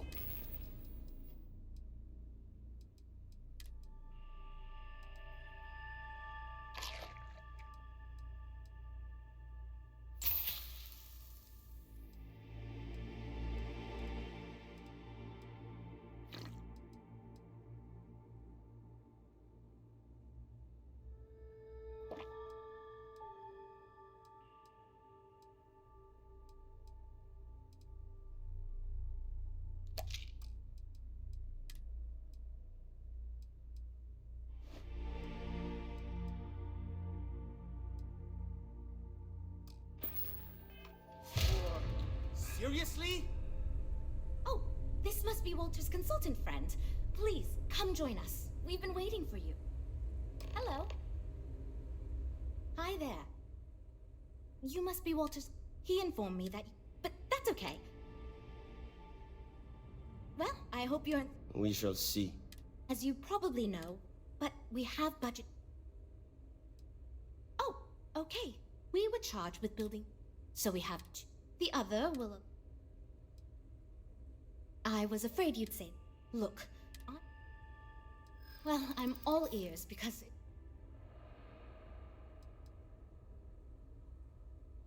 I know how this works.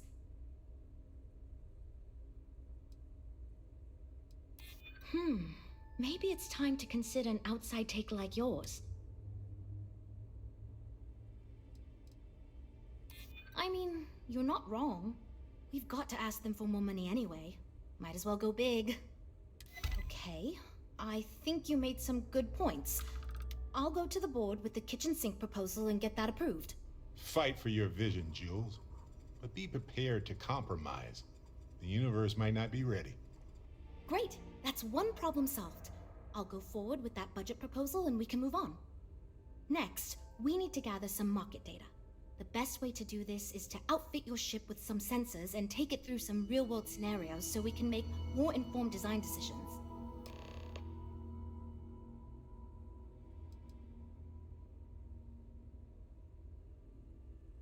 Well, Mr. Stroud believes you fit in our target demographic. We heard about some of your adventures, and we tend to agree that getting data from someone like you will be helpful. Frankly, most of our test pilots played a little too safe, and the scenarios we run don't push the limits as much as we can get away with legally. But luckily, we don't have those same concerns with you, because you're not technically employed by us, and Walter trusts you. Great! Just pick up a mission or two at the mission board and proceed like you normally would. We'll collect the data when you return. If you take on a variety of missions, we can build a ship to handle a variety of scenarios. But if you just fly one mission, we can build a more focused ship. It's up to you. In the meantime, you might also want to talk with the team, get to know them, give feedback on their proposals, etc. Good luck out there.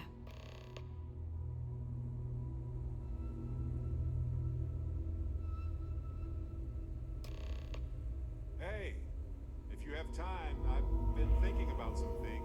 Wanted to talk to you about it. We're all super glad you're here, right, everyone? Well, we are.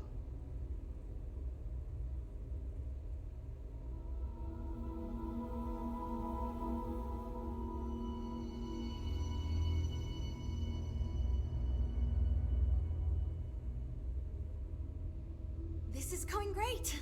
Just fantastic. Got a minute to chat? Maybe a few minutes. Probably not hours. But no guarantees. Hey, so I'm really enjoying our time together. Thought you should know. It's been a long time since I worked with someone so closely. I didn't realize how much I missed it. And you haven't stopped me from looking into this stuff with Irvin either. So, thank you.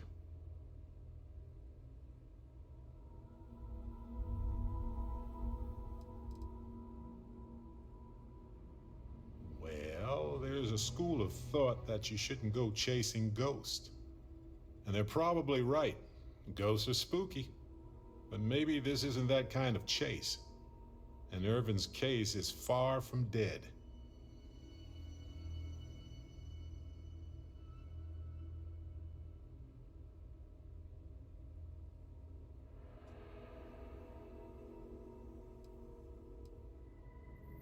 See, that's what makes you a good captain in my book. You're supportive. On that note, I do have some news about Irvin's case. So, I wanted to let you know that I heard back from my contact, and I think you'll want to hear this. They sent me a copy of some public records. It's interesting. There was a claim filed against Irvin, accusing him of damaging their investments. Looks like Irvin didn't even enter a plea.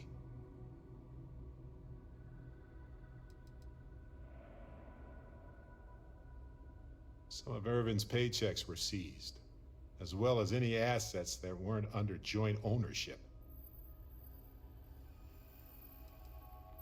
The Hephaestus Mining Corporation, and they also won the case.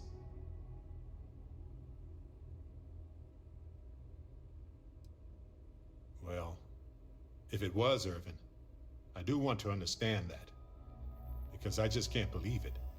Anyway, this mining corporation, Hephaestus, sued Irvin, claiming he irreparably damaged their mine. They said he killed the apex predators in the area around the mine, which led to herd creatures overeating the grasses. That caused the soils to release too many gases too fast, which cost Hephaestus a ton of money.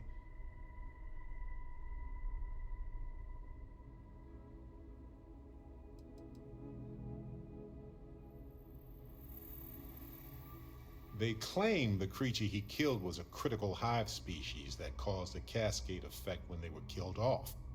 Irvin killed the equivalent of a queen bee, and the whole hive collapsed, basically.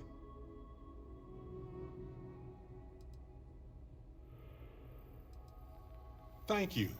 So, is this a cover-up? If so, of what?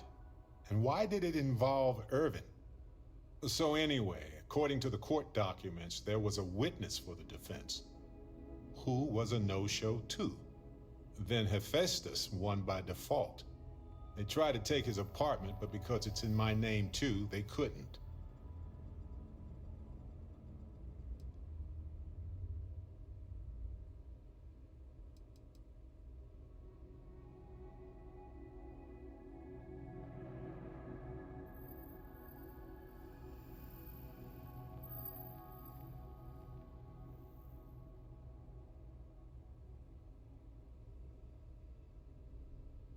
Yes, they plan to stay in the same system for a while. They withdrew their testimony the morning of the trial. Said they had a sincere change of heart.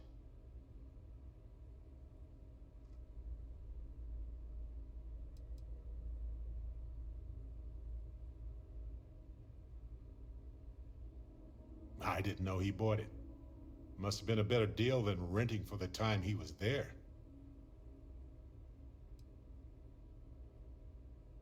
Kinda. I had a mountain of back taxes to pay, and utilities, and repairs. It would have been far better for my pockets had I just donated it to the city. But I'm glad I didn't. There may be clues there about his case. So here's what I was thinking. I can persuade my contact to keep digging a little bit more. I don't want to press our luck, so I'll just ask them to follow up on one thing.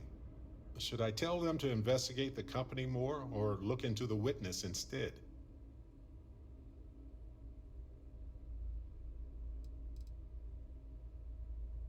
I just want to know why they picked Irvin. Why did they set him up?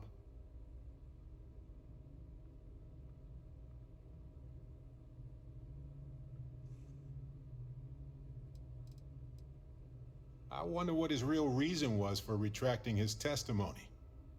Did he report anything to security?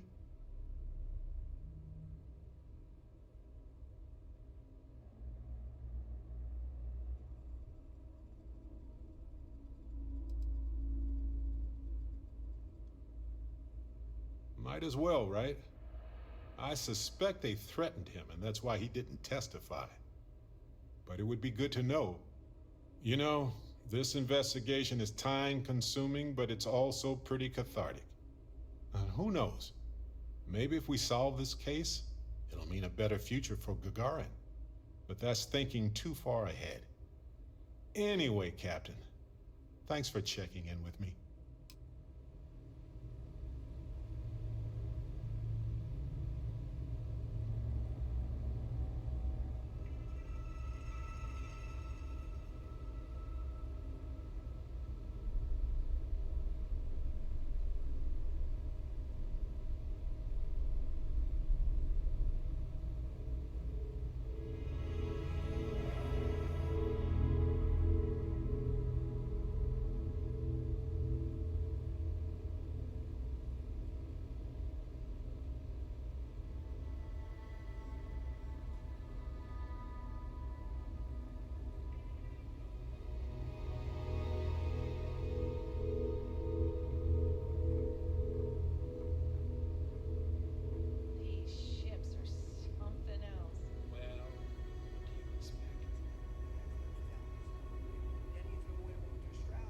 That data Hello, from your ship is Captain. going to be critical to our design process, assuming you can handle the missions. Yep.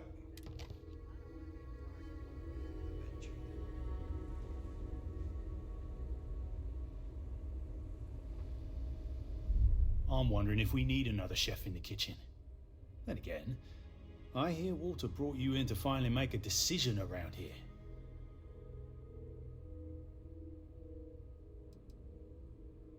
Well, how do I put this? My co-workers are smart people. But between you and me, they're in way over their head with this project. Jules especially. She's new at being a project lead and has insisted we design by committee, so everyone's voice is heard. Admirable, but no one could agree on anything, and we're running significantly behind because of it. Well, quite the opposite, actually. See, I don't care who makes the decision so long as someone does it. And said proposal doesn't make me regret getting into engineering. You get me? Speaking of which, I think my plan will get us where we need to be as quickly and efficiently as possible. It's simple, no frills, and most importantly, won't cause me any major headaches on the engineering side.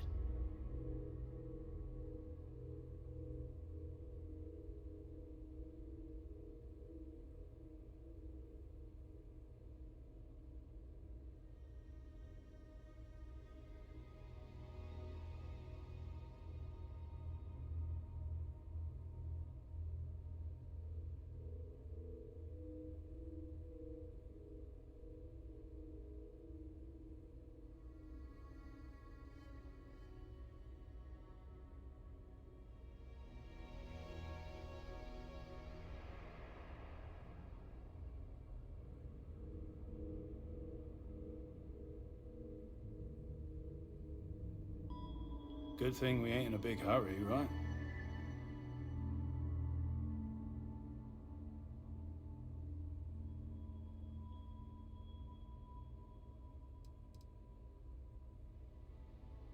Let me tell you, all the creative minds around here are so concerned with designing the most innovative and fancy ships possible.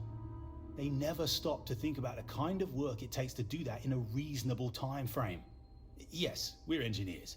Our job is to make the bloody impossible possible. But that doesn't mean it's easy or practical. That and there's never enough of us to go around.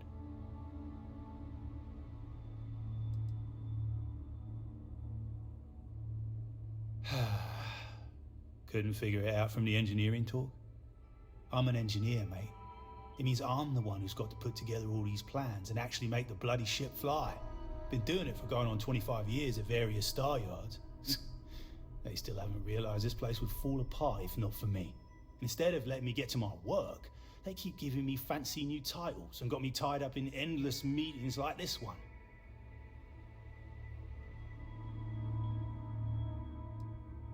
No, I'm just trying to set realistic goals. Sorry that ain't exciting to you. So I'm thinking, there's loads of fighters. No sense in mucking about with that again. And we've already got one of the best luxury liners in the biz. What I figure is, the cargo running business is booming, and no one's quite built a personal craft like that to serve the working class folk. Nothing fancy, no frills, just a simple, sturdy, inexpensive ship with cargo room up the wazoo and make it so easy my cousin's little moppet could fly it.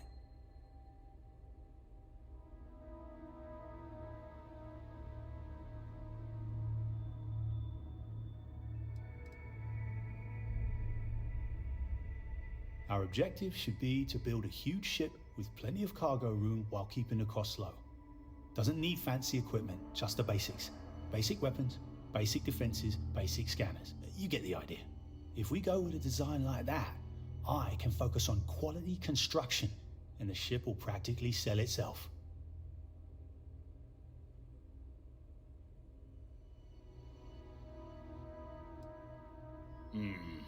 Yes. Of course.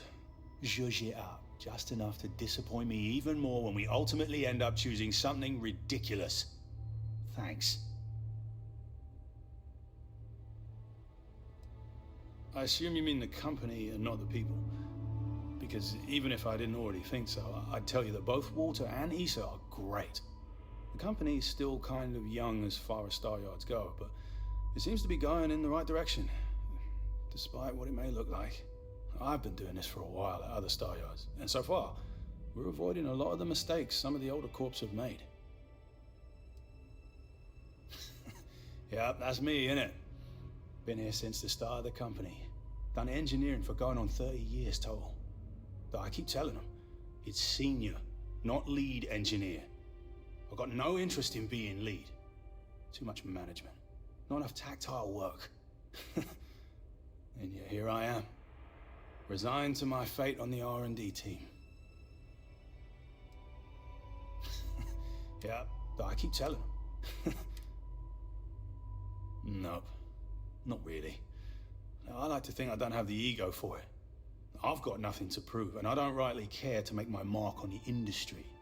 But all I want to do is build the best damn starships I can, and not get bogged down with all the excess particulars. But upper management loves the work I do. They wouldn't let me say no to this. I guess they needed someone to keep everyone's heads out of the clouds, so here I am. Later, mate. So, you're Walter's friend. I know he chose you to head this project as some sort of favor. Honestly, as senior technical designer, I was hoping to receive that honor, but there's always next time. Regardless, I'm excited to help you out. Do you have any experience building spaceships? Good. We were worried you knew nothing and this would be a complete disaster. As long as you are willing to listen to us, we may still avoid that outcome. Now, I know you've been asked to give feedback on our design proposals. Would you care for a brief synopsis of mine? I'm the most senior designer on this project, for one. Despite all the acclaim he gets, I actually referred Frank to his current design position. He and I were in the same design program when we went to get our degrees back in uni. We support each other as friends as much as possible.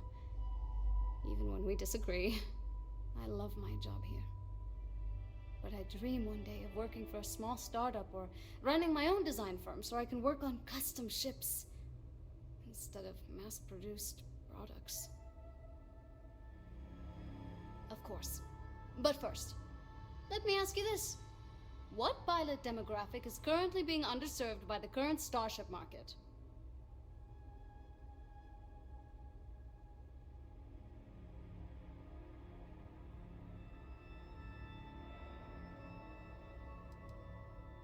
No. Even if it were legal to support piracy, I feel as if expecting pirates to pay for anything is a foolish endeavor. My idea is a little less conventional.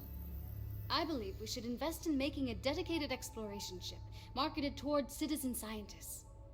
Sure, we and other manufacturers have lines of exploration ships, but none built with the average consumer in mind. It's my hope that we can jumpstart a new era of affordable, accessible space exploration fueled by ordinary people like you and me.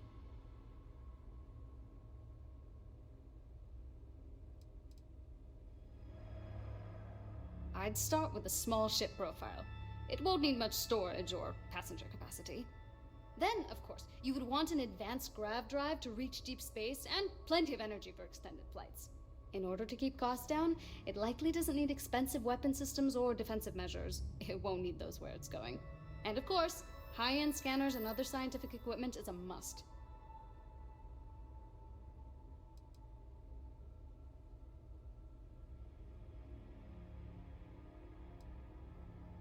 I guess we'll talk later. And don't you forget it. So, what do you think of my design proposal?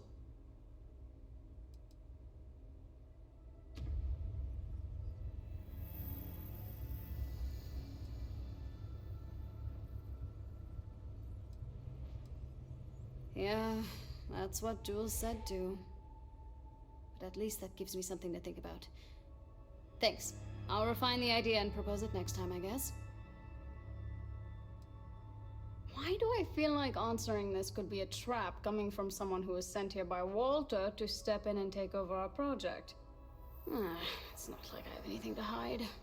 I used to think working for a super wealthy corporation would be terrible, but honestly, it's pretty great. They've been good to me, and the stability is way better than any startup. I've had opportunities I wouldn't have anywhere else, so yeah, pretty great. Well, as a senior designer, I'm trusted to work on some pretty important features on these ships.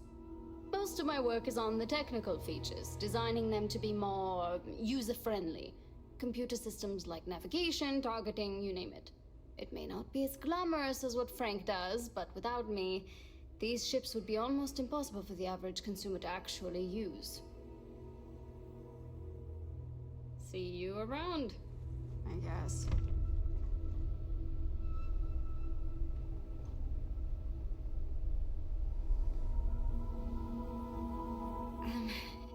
Hi. Need something? Catch you around.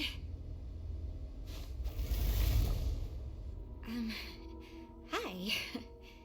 Need something? Oh, no. Well, it's just... I'm a little new here, and everyone's got these big, flashy designs. And I'm supposed to come up with one too, but like, I don't know if it's as good or like, good at all, even. I'd rather be in a ship that can defend itself. I don't want to be a target. Wow, rude. But, okay, fine. Just maybe don't be an ass about it. So, I was thinking that we could really use a recreational craft in our fleet. But not like super luxurious like our Adonis pleasure yacht, something marketed more towards families. Something mom and dad could pack up and take the kids on vacation. You probably think that's stupid, right?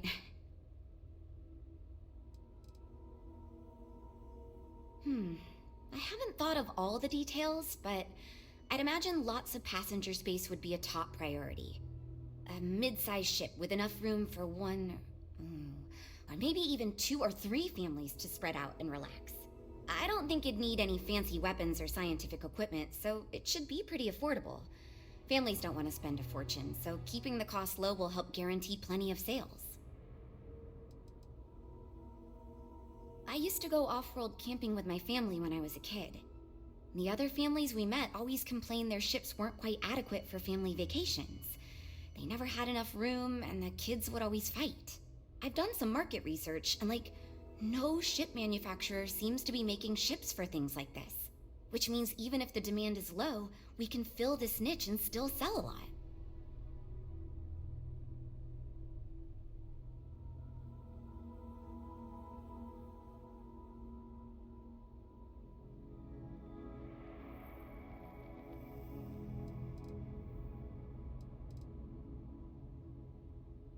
Oh, really? Wow, I am... Thank you. I'm really glad I told you about it. Well, if we end up making it, I swear I'll work up a hell of an ad campaign for it. So far I do, but just between you and me, I feel like I'm in a little over my head. I feel like I have no idea what I'm doing. But my bosses really seem to like my work, so I don't know. I mean, I guess I'm doing something right. I still feel weird pitching ideas to people who have been at this for so much longer than I have. It's interesting. I'm new, and I've never done anything like this before coming here. Marketing for ships, specifically, that is. There are so many things to think of for different demographics, like style, features, cost, and all that. And you also need to think about offensive and defensive capabilities, because space is dangerous, and people need to feel like the ship they're buying is safe.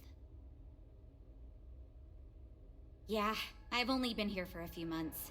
I did a little marketing for Chunks before this, but it was really more of an internship. Ships are like totally different than that. I applied for the job here on a whim because I thought it'd be fun. I never expected to be hired.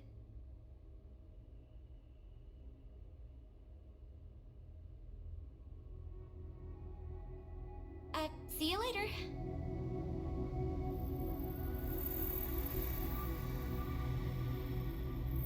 You know, I have designed spacecraft for over 10 years. So, you must have really impressed Walter for him to give you this project. Or maybe it's a bit of nepotism. Never mind that. Perhaps he sees in you what he sees in me.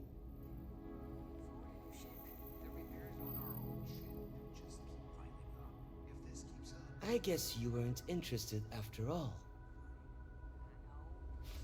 Any comments? Questions? No? Good. You know, I have designed space. So, you must have. Never mind that. My hope is that he sees the passion in our work. In truth, I know he values me, but he has yet to truly cut me loose from the corporate reins and let me do as I wish. But I understand Walter has given you much greater control of our project. Perhaps I can learn from you and convince him I'm ready for the same.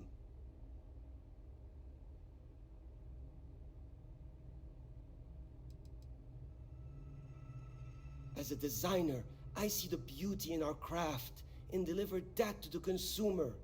My desire is to make flying in our ships a joy to all the senses. I have won awards. I am proud of my work. But I do not like to brag.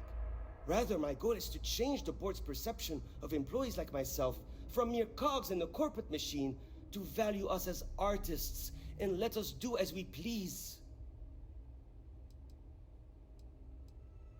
No one asked you, newbie. I don't even know why I am being asked to accept feedback from someone who only just joined our team. But here we are. Anyway, imagine a luxury craft designed for the most discerning of tastes. Every feature designed for comfort and peace of mind. High-end performance, precision engineering, a spacecraft for those who wish to be seen.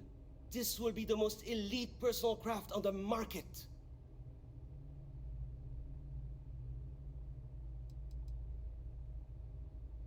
The ship should be mid-size, spacious but not bulky. We'll want to build it with the highest quality, most expensive modules available. It should feel safe but not threatening. Focus on defensive measures, not aggressive weaponry. Above all, you should be able to picture your favorite celebrity, or Walter himself, flying this ship and influencing others to buy as well.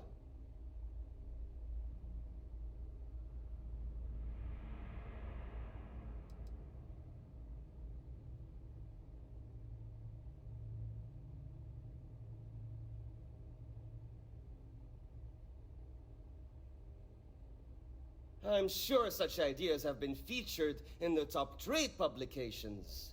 Perhaps in Talentless Smart Asses Monthly? In fact, you've made me realize that your involvement makes it such that if this project fails, we can point to you as the problem. If anything, I should thank you.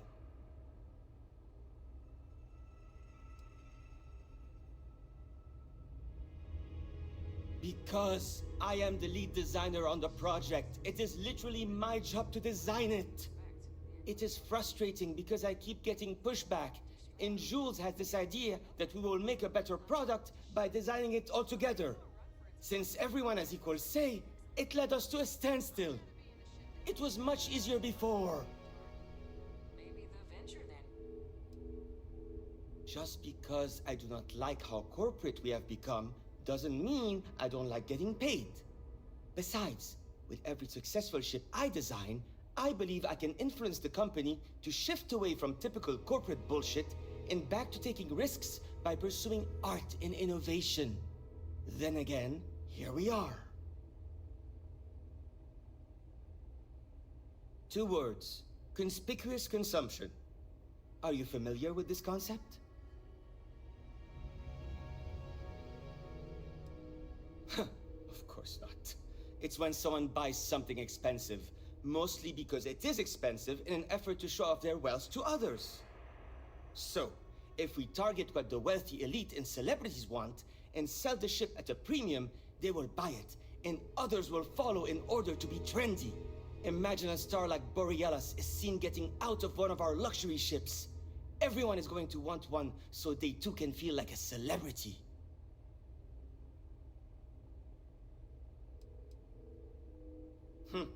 See you.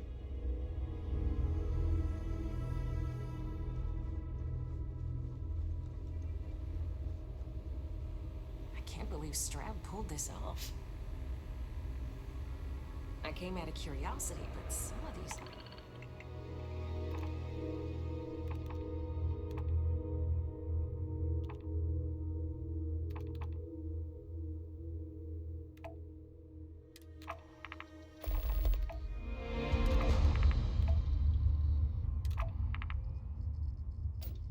Specs. Impressive.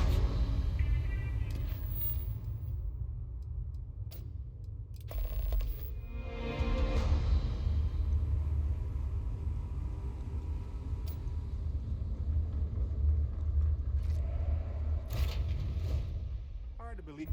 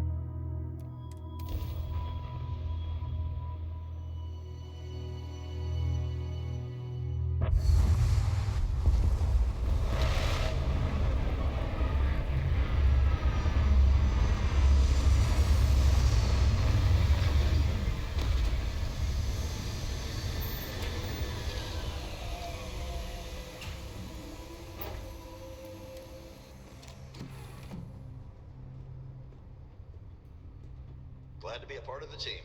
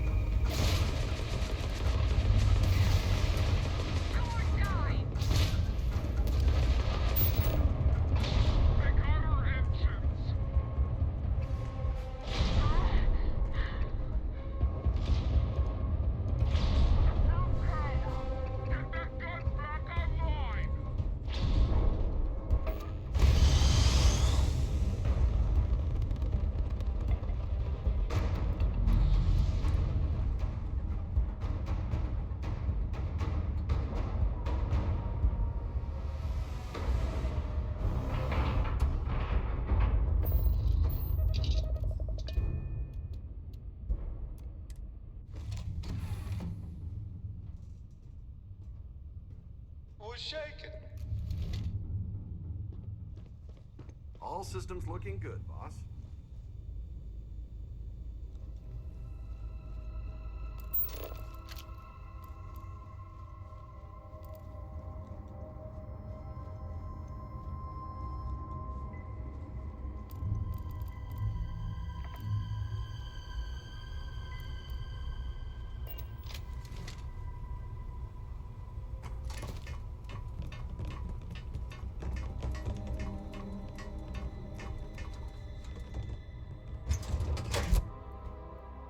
This will be a piece of cake. Also, if you happen to see any cake, you know what to do.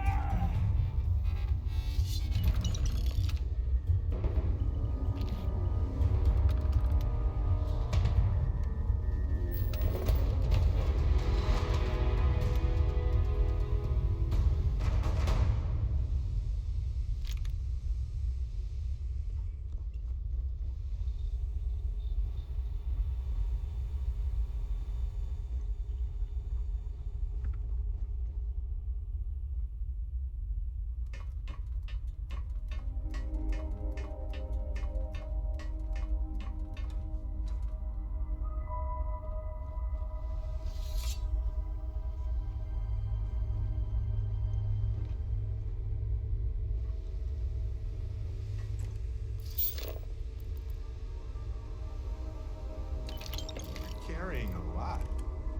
You want to take a moment to shuffle things around?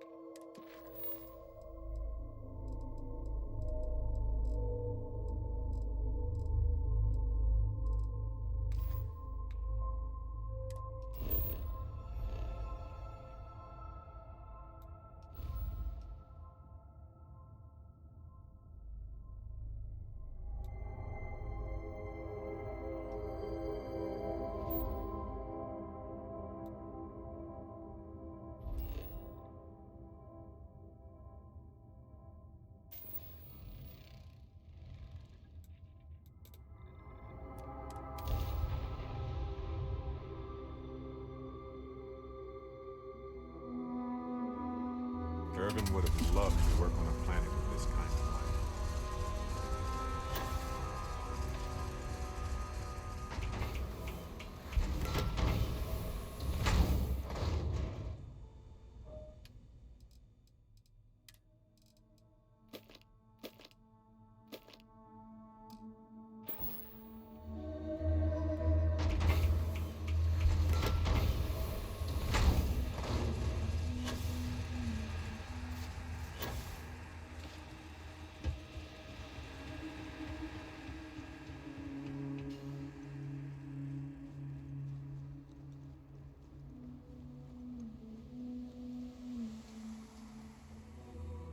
Captain, greetings.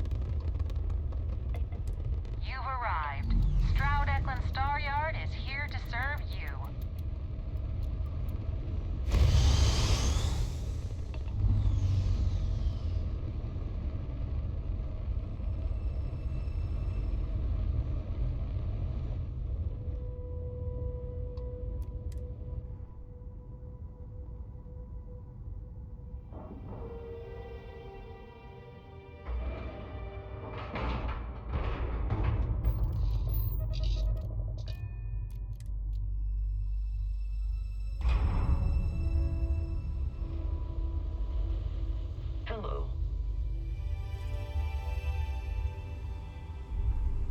Deimos? We've got people poring over the data you collected.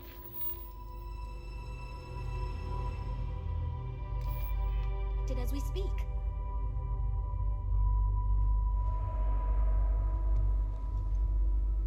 Hey. Okay, yeah. Bye. I'd like to believe that you can help my team. Lots of work to do, but we'll get through it. Don't worry. Well, we're making progress now, I guess.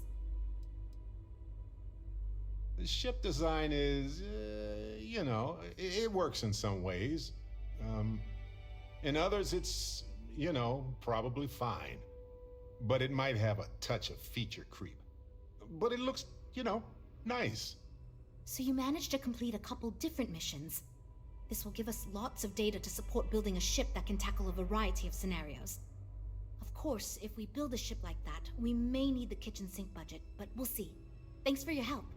Now we just need to solve our interpersonal issues so we can agree on a design. Easy, right?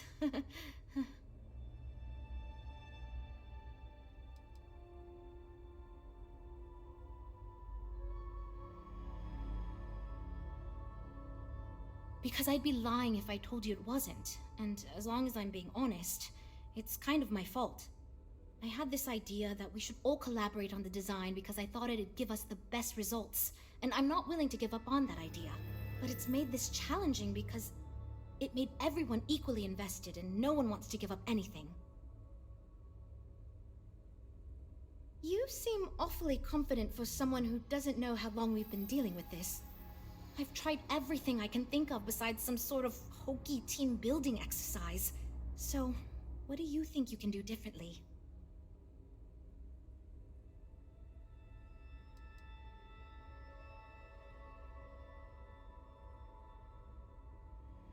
Okay, for real. It's mostly been just a bunch of arguing. First, we tried a group brainstorming session, and that went about as well as you can imagine. We tried individual designs, but that backfired.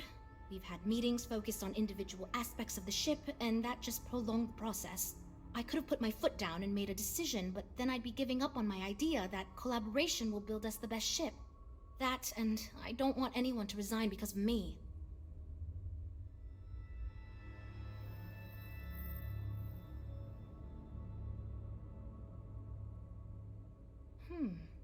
I can't believe I didn't think of that. It's fair. Everyone goes around the table and makes a cut. That way no one feels like they're the only one being asked to compromise.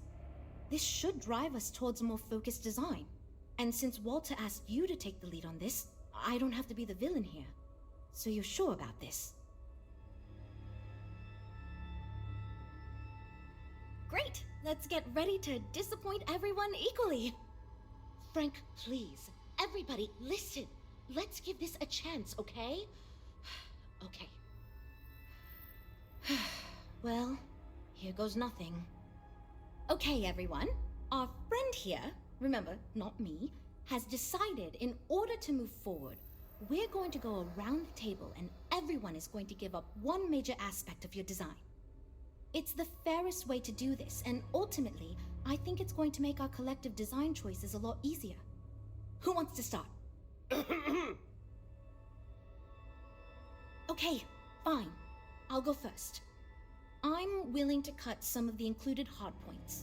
It'll mean less firepower, but the consumer can still add them afterwards, I suppose. You're looking at me, huh? I guess that means you want me to go. Oh, look, I'll be easy. You know I wasn't looking for anything fancy, but if I've got to make cuts, we can reduce some of the cargo base. I guess we can cut some of the extra sensors and data collection equipment? As long as this thing can still make it to deep space and back with no problem, I'll be happy. I'd be willing to give up some of the passenger space, maybe. Yeah, that should be okay. Frank? Okay, fine, you win. I'll cut out some of the luxury designs and features. All that gold trim was going to be tacky anyway. Well then, that wasn't so bad. I feel much more confident we can actually build this thing.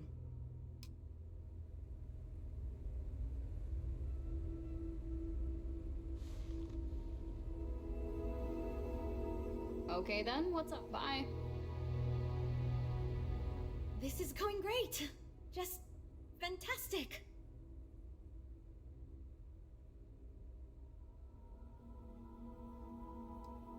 Based on the decisions you made, well, I'm not quite sure what kind of ship we're going to end up with, but it should be capable in a variety of situations.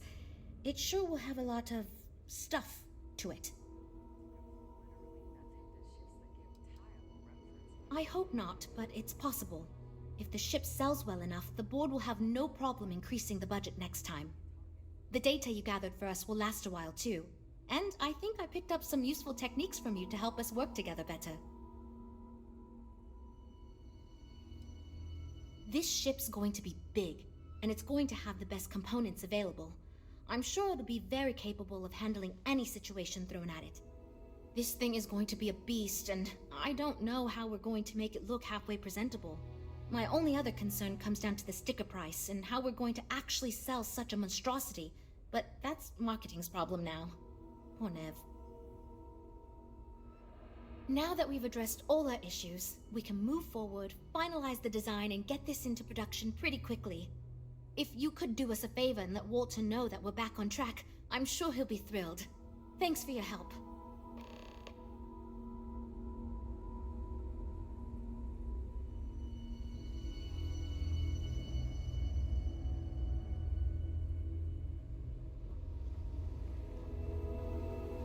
If I were Tayo, I'd be very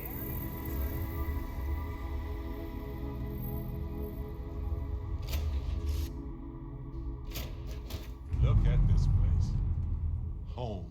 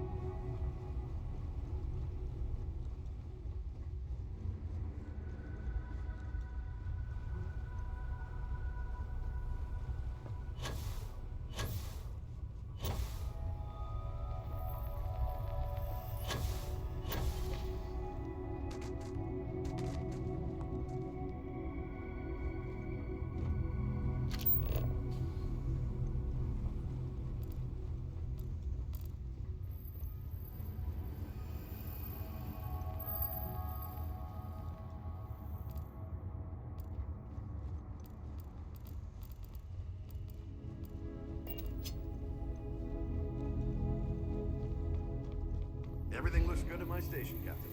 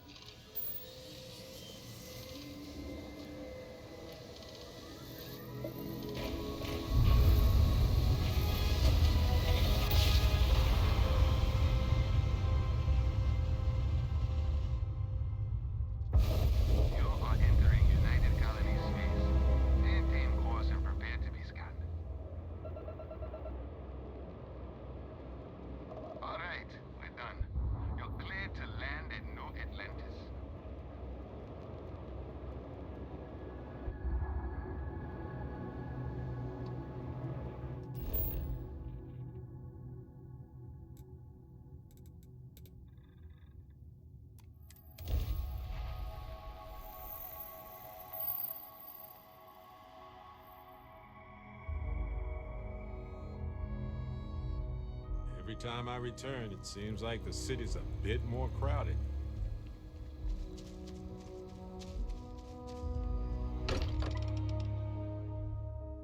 This place is a delightful relic tangled up with hope, grit, and science. At this point, I don't care what you have to do to get that project back on track. Within reason. I'm expecting big things from you with this ship project. Don't let me down. Good to hear. I figured as much. See, I just finished looking over the final design they sent over before you arrived. I've got to say, it's certainly interesting. They managed to cram just about everything they could into it. Honestly, I don't think it ever occurred to me to do something like that. I'll be honest with you. This is the most expensive ship we've ever made. But I'm confident we can set a price point to make it work. I'll be happy to make it my new personal ship. Additionally, I want you to have one of the first off the assembly line for all of your hard work. Feel free to pick it up at the Star Yard. Thanks again.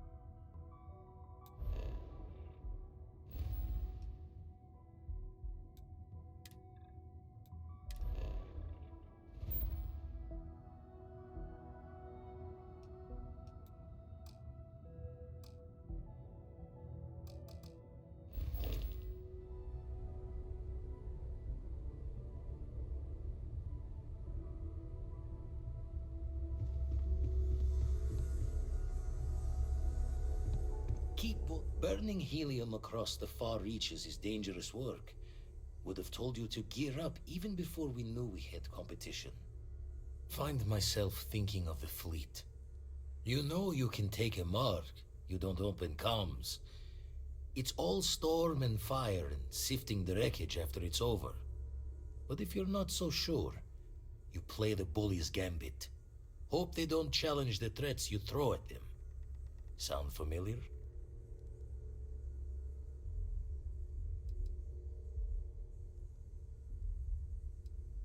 All the more reason to itch your brain over the details. Could have ended it right there.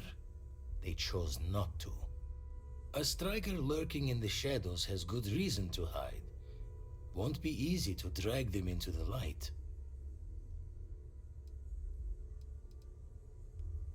Back to the red shifts and gravity's pull. If you need something, I've got your back. I wanted to talk to you, but honestly, I don't know where to begin. The Starborn's technology is simply astonishing. It's just almost too much to process. Of course not. No one has. If an encounter with this level of importance had occurred in the past, I assure you that Constellation would be well acquainted with it. Yes, I suppose I am. But you can hardly blame me, can you? You do understand the significance of this encounter, don't you? This is humankind's first contact with what I believe is an alien race. A race with technology that could be far superior to our own. Oh, we could learn so much from them. The way they behaved, I'd say that's not very likely. If we are to learn anything from the Starborn, we're going to have to take the initiative ourselves.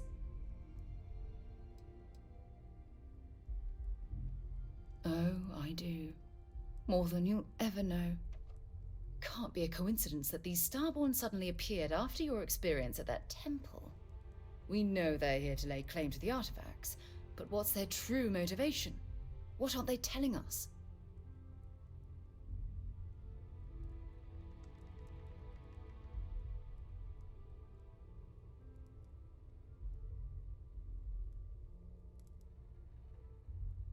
They're certainly hostile, but I don't think they're here to completely annihilate us, or they would have done so already. Damn. Oh, if only we knew more about the Starborn. What they're species is like, where they're from, how they're able to speak our language.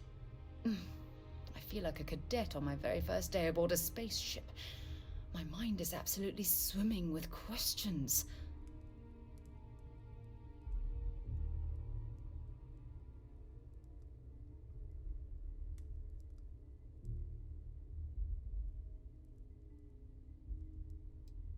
Matteo would definitely agree with you about that.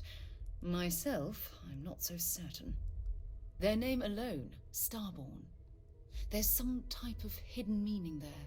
Something that feels very old, perhaps even ancient. Whatever the case may be, I can assure you that Constellation intends to get to the bottom of this mystery.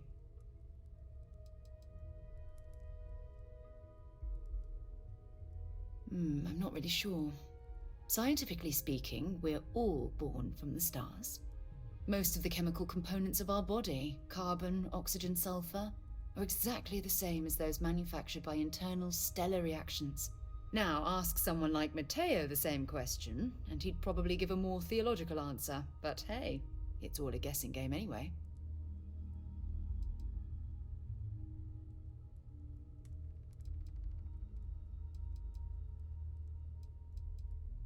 Exactly. We must use all of the tools at our disposal to learn more about the Starborn and their connection to the artifacts.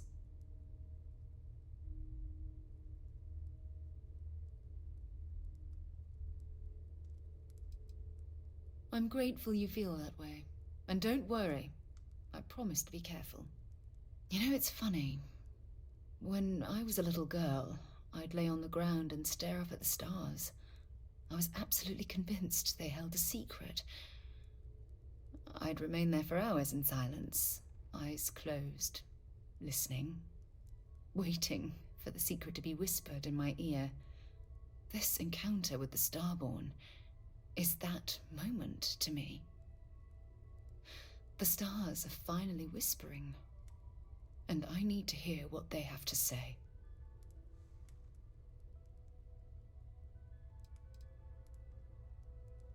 Truthfully, I haven't the slightest idea. But just the thought that any of the secrets of the universe could be revealed from these Starborn is terribly exciting.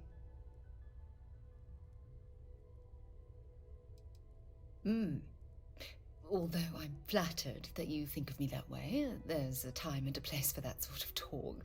This is definitely not one of them. Well then, I've certainly wasted enough of your valuable time. Just do be careful if you cross paths with these Starborn in the future. I wouldn't want to lose one of the most valuable members of Constellation. I feel like I've been waiting my whole life for this. Ask if you've got... Good luck! You need something? Never would I have imagined to encounter something like these Starborn. Now I feel that rather than having answers, we only have more questions.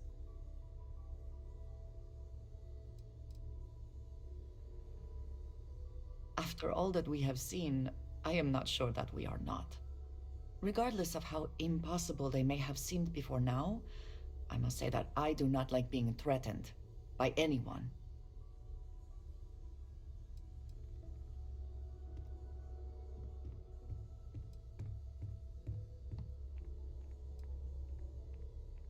It did not sound that way to me, but I suppose we will see which is true. Clearly, these Starborn are connected to the artifacts, which would mean that they are also connected to that temple you found. Did they make these things? Have they appropriated them? This all implies there is something more, something we do not yet understand.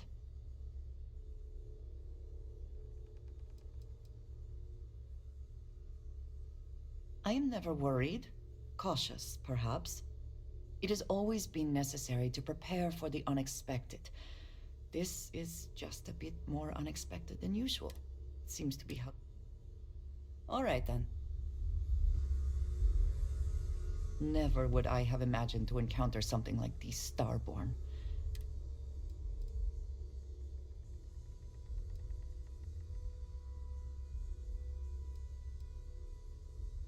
Yes, by any meaning of the word.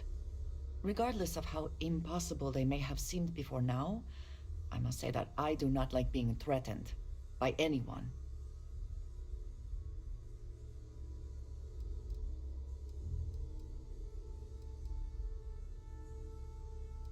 I agree we should keep looking for answers, but clearly we must be cautious. Clearly these Starborn are connected to the artifacts, which would mean that they are also connected to that temple you found. Did they make these things? Have they appropriated them? This all implies there is something more, something we do not yet understand.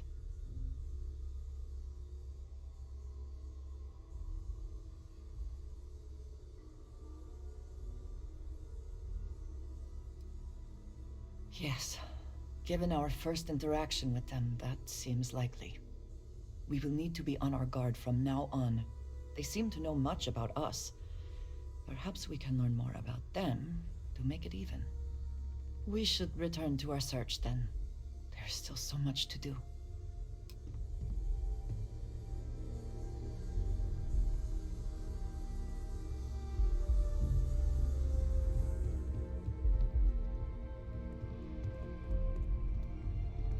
Late at night in dive bars, sometimes the old-timers share stories about things they've seen that they just couldn't explain.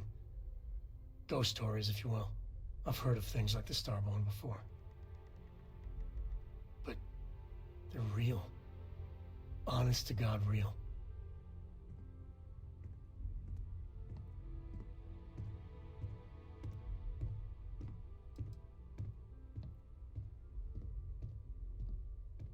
Nobody believed those old buggers.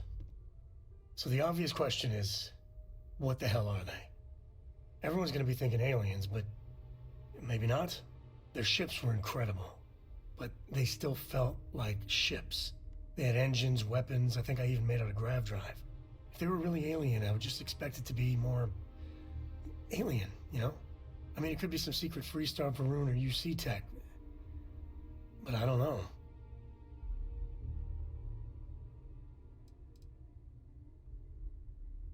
I mean, anything's possible. But if someone, anyone, had that much of an edge on the others, the whole balance of power would shift, right? It'd be one hell of a conspiracy to keep it quiet. An even greater amount of restraint to keep it in your back pocket.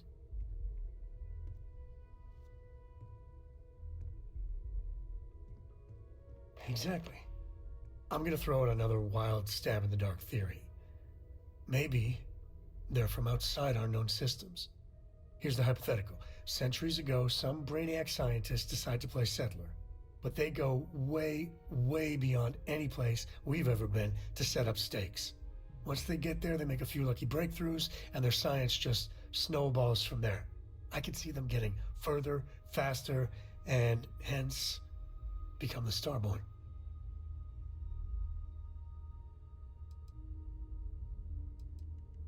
If I got it right, then you owe me a steak dinner.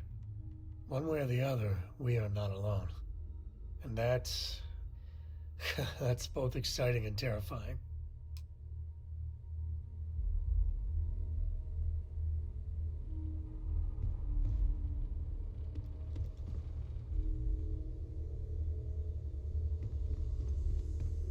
Take note. Everyone here is worth learning from. Yes, even the kid. You're doing Constellation proud.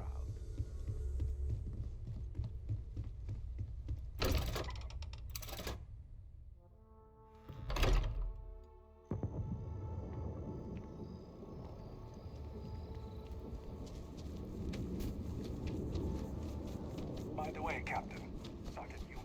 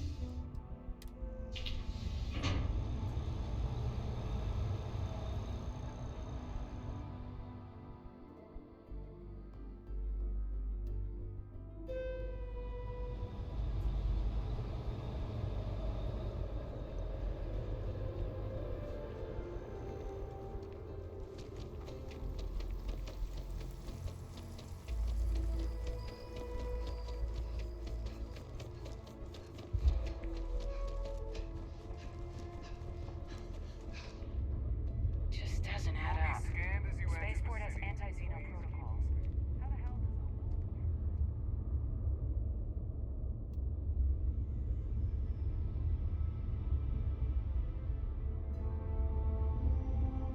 does Anything I can help you with?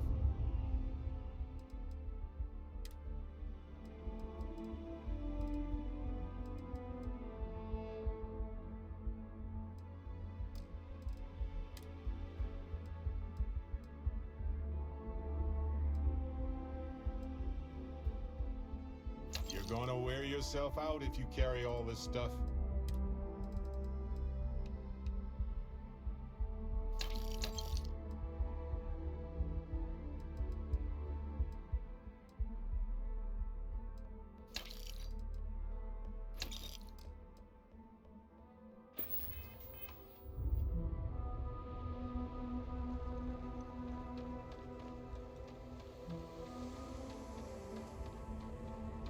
Captain, do you require my assistance?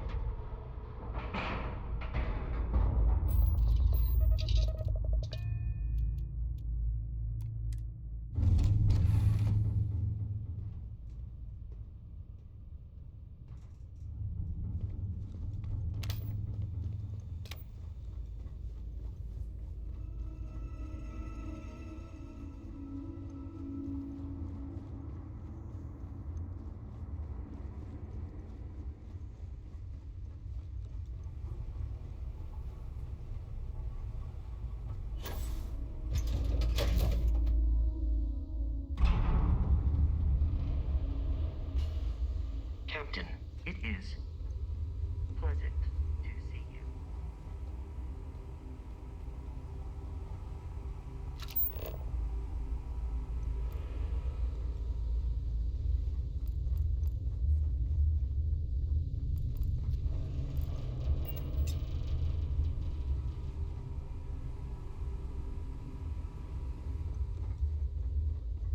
Captain, hello. I am Seth.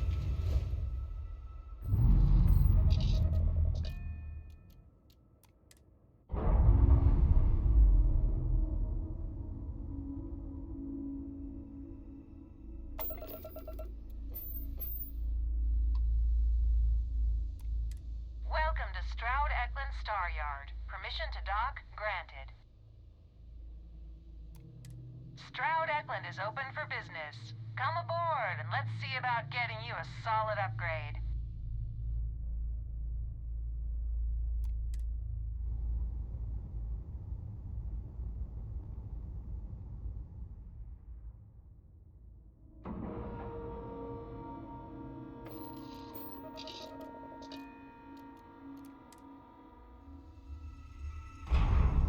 Got a moment? Let's catch up. Captain, it is. I'm proud to be part of the Stroud Eklund team. Avershaw can help you if you need anything.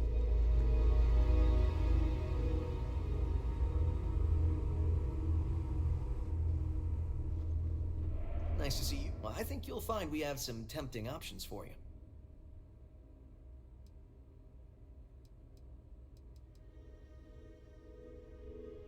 We got something for everyone.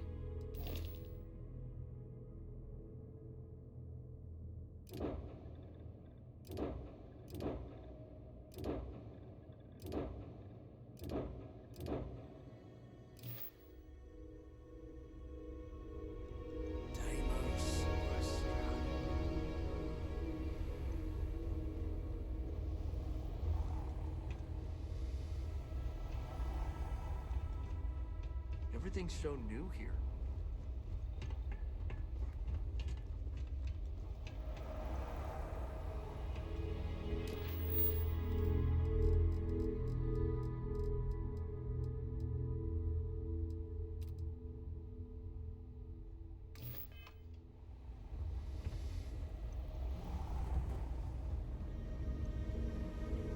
This place is something else.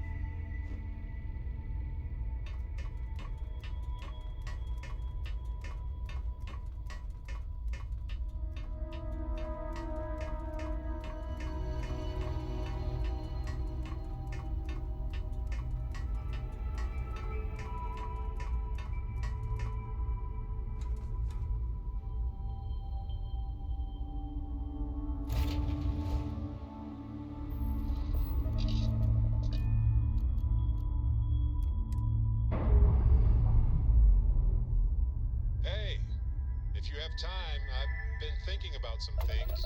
Wanted to talk to you about it.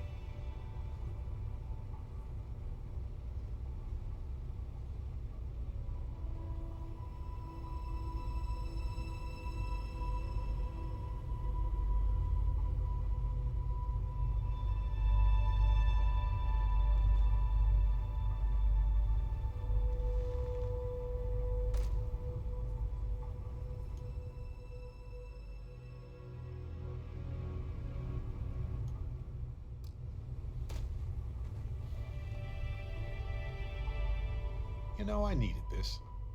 Exploring the galaxy with you by day, investigating the mysterious legal woes of my long-dead spouse by night. Hey, I'm not complaining. Honestly, these have been some of the best days of my life in a long time. I mean that. Vasco never appreciated my humor that much.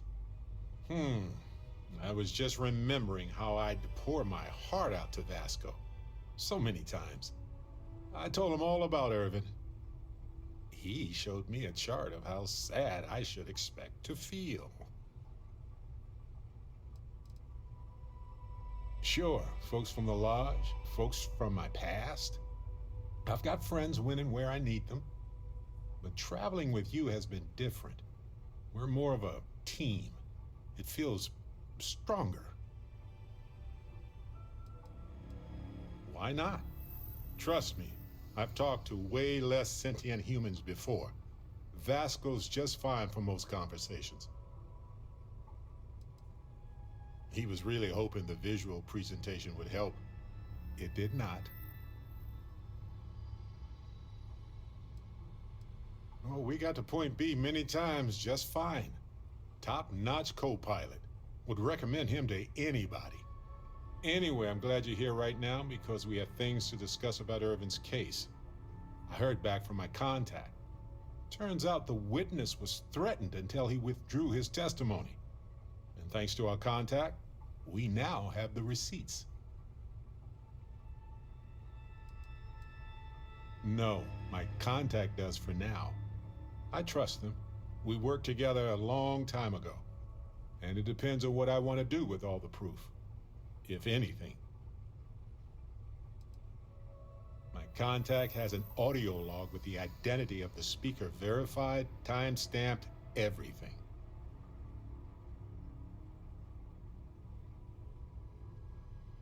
I tend to agree. It's interesting, but not enough to take it to a lawyer yet. So I know a cyber runner who has accessed corporate archives before. They can dig into the classified archives before we go to a lawyer. We can pay extra for them to use less legal methods to obtain information, but that adds risk.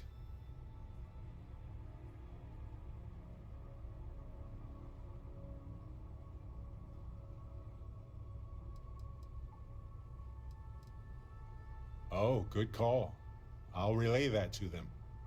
Reputation is pretty important for people who work with smugglers. Depending on what they find out, it might be time to talk to a lawyer. I'll see if I can find one. Whew. Taking on Hephaestus isn't going to be easy. And I say this as someone who's fought the Crimson Fleet. Maybe I should study up on the art of cross-examination. Might come in handy at the trial.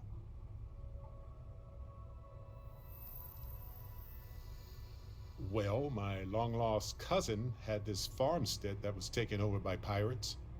I'm just kidding, but no, probably not.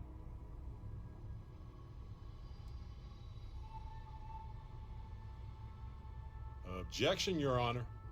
I think our lawyer in Gagarin is the right choice.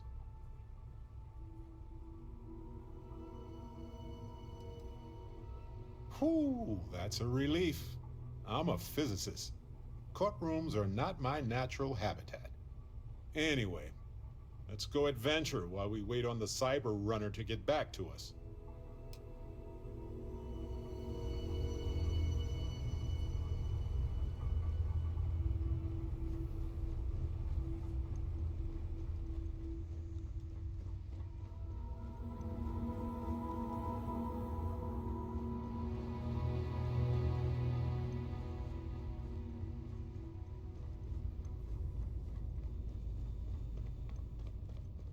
Needed some caviar today, huh?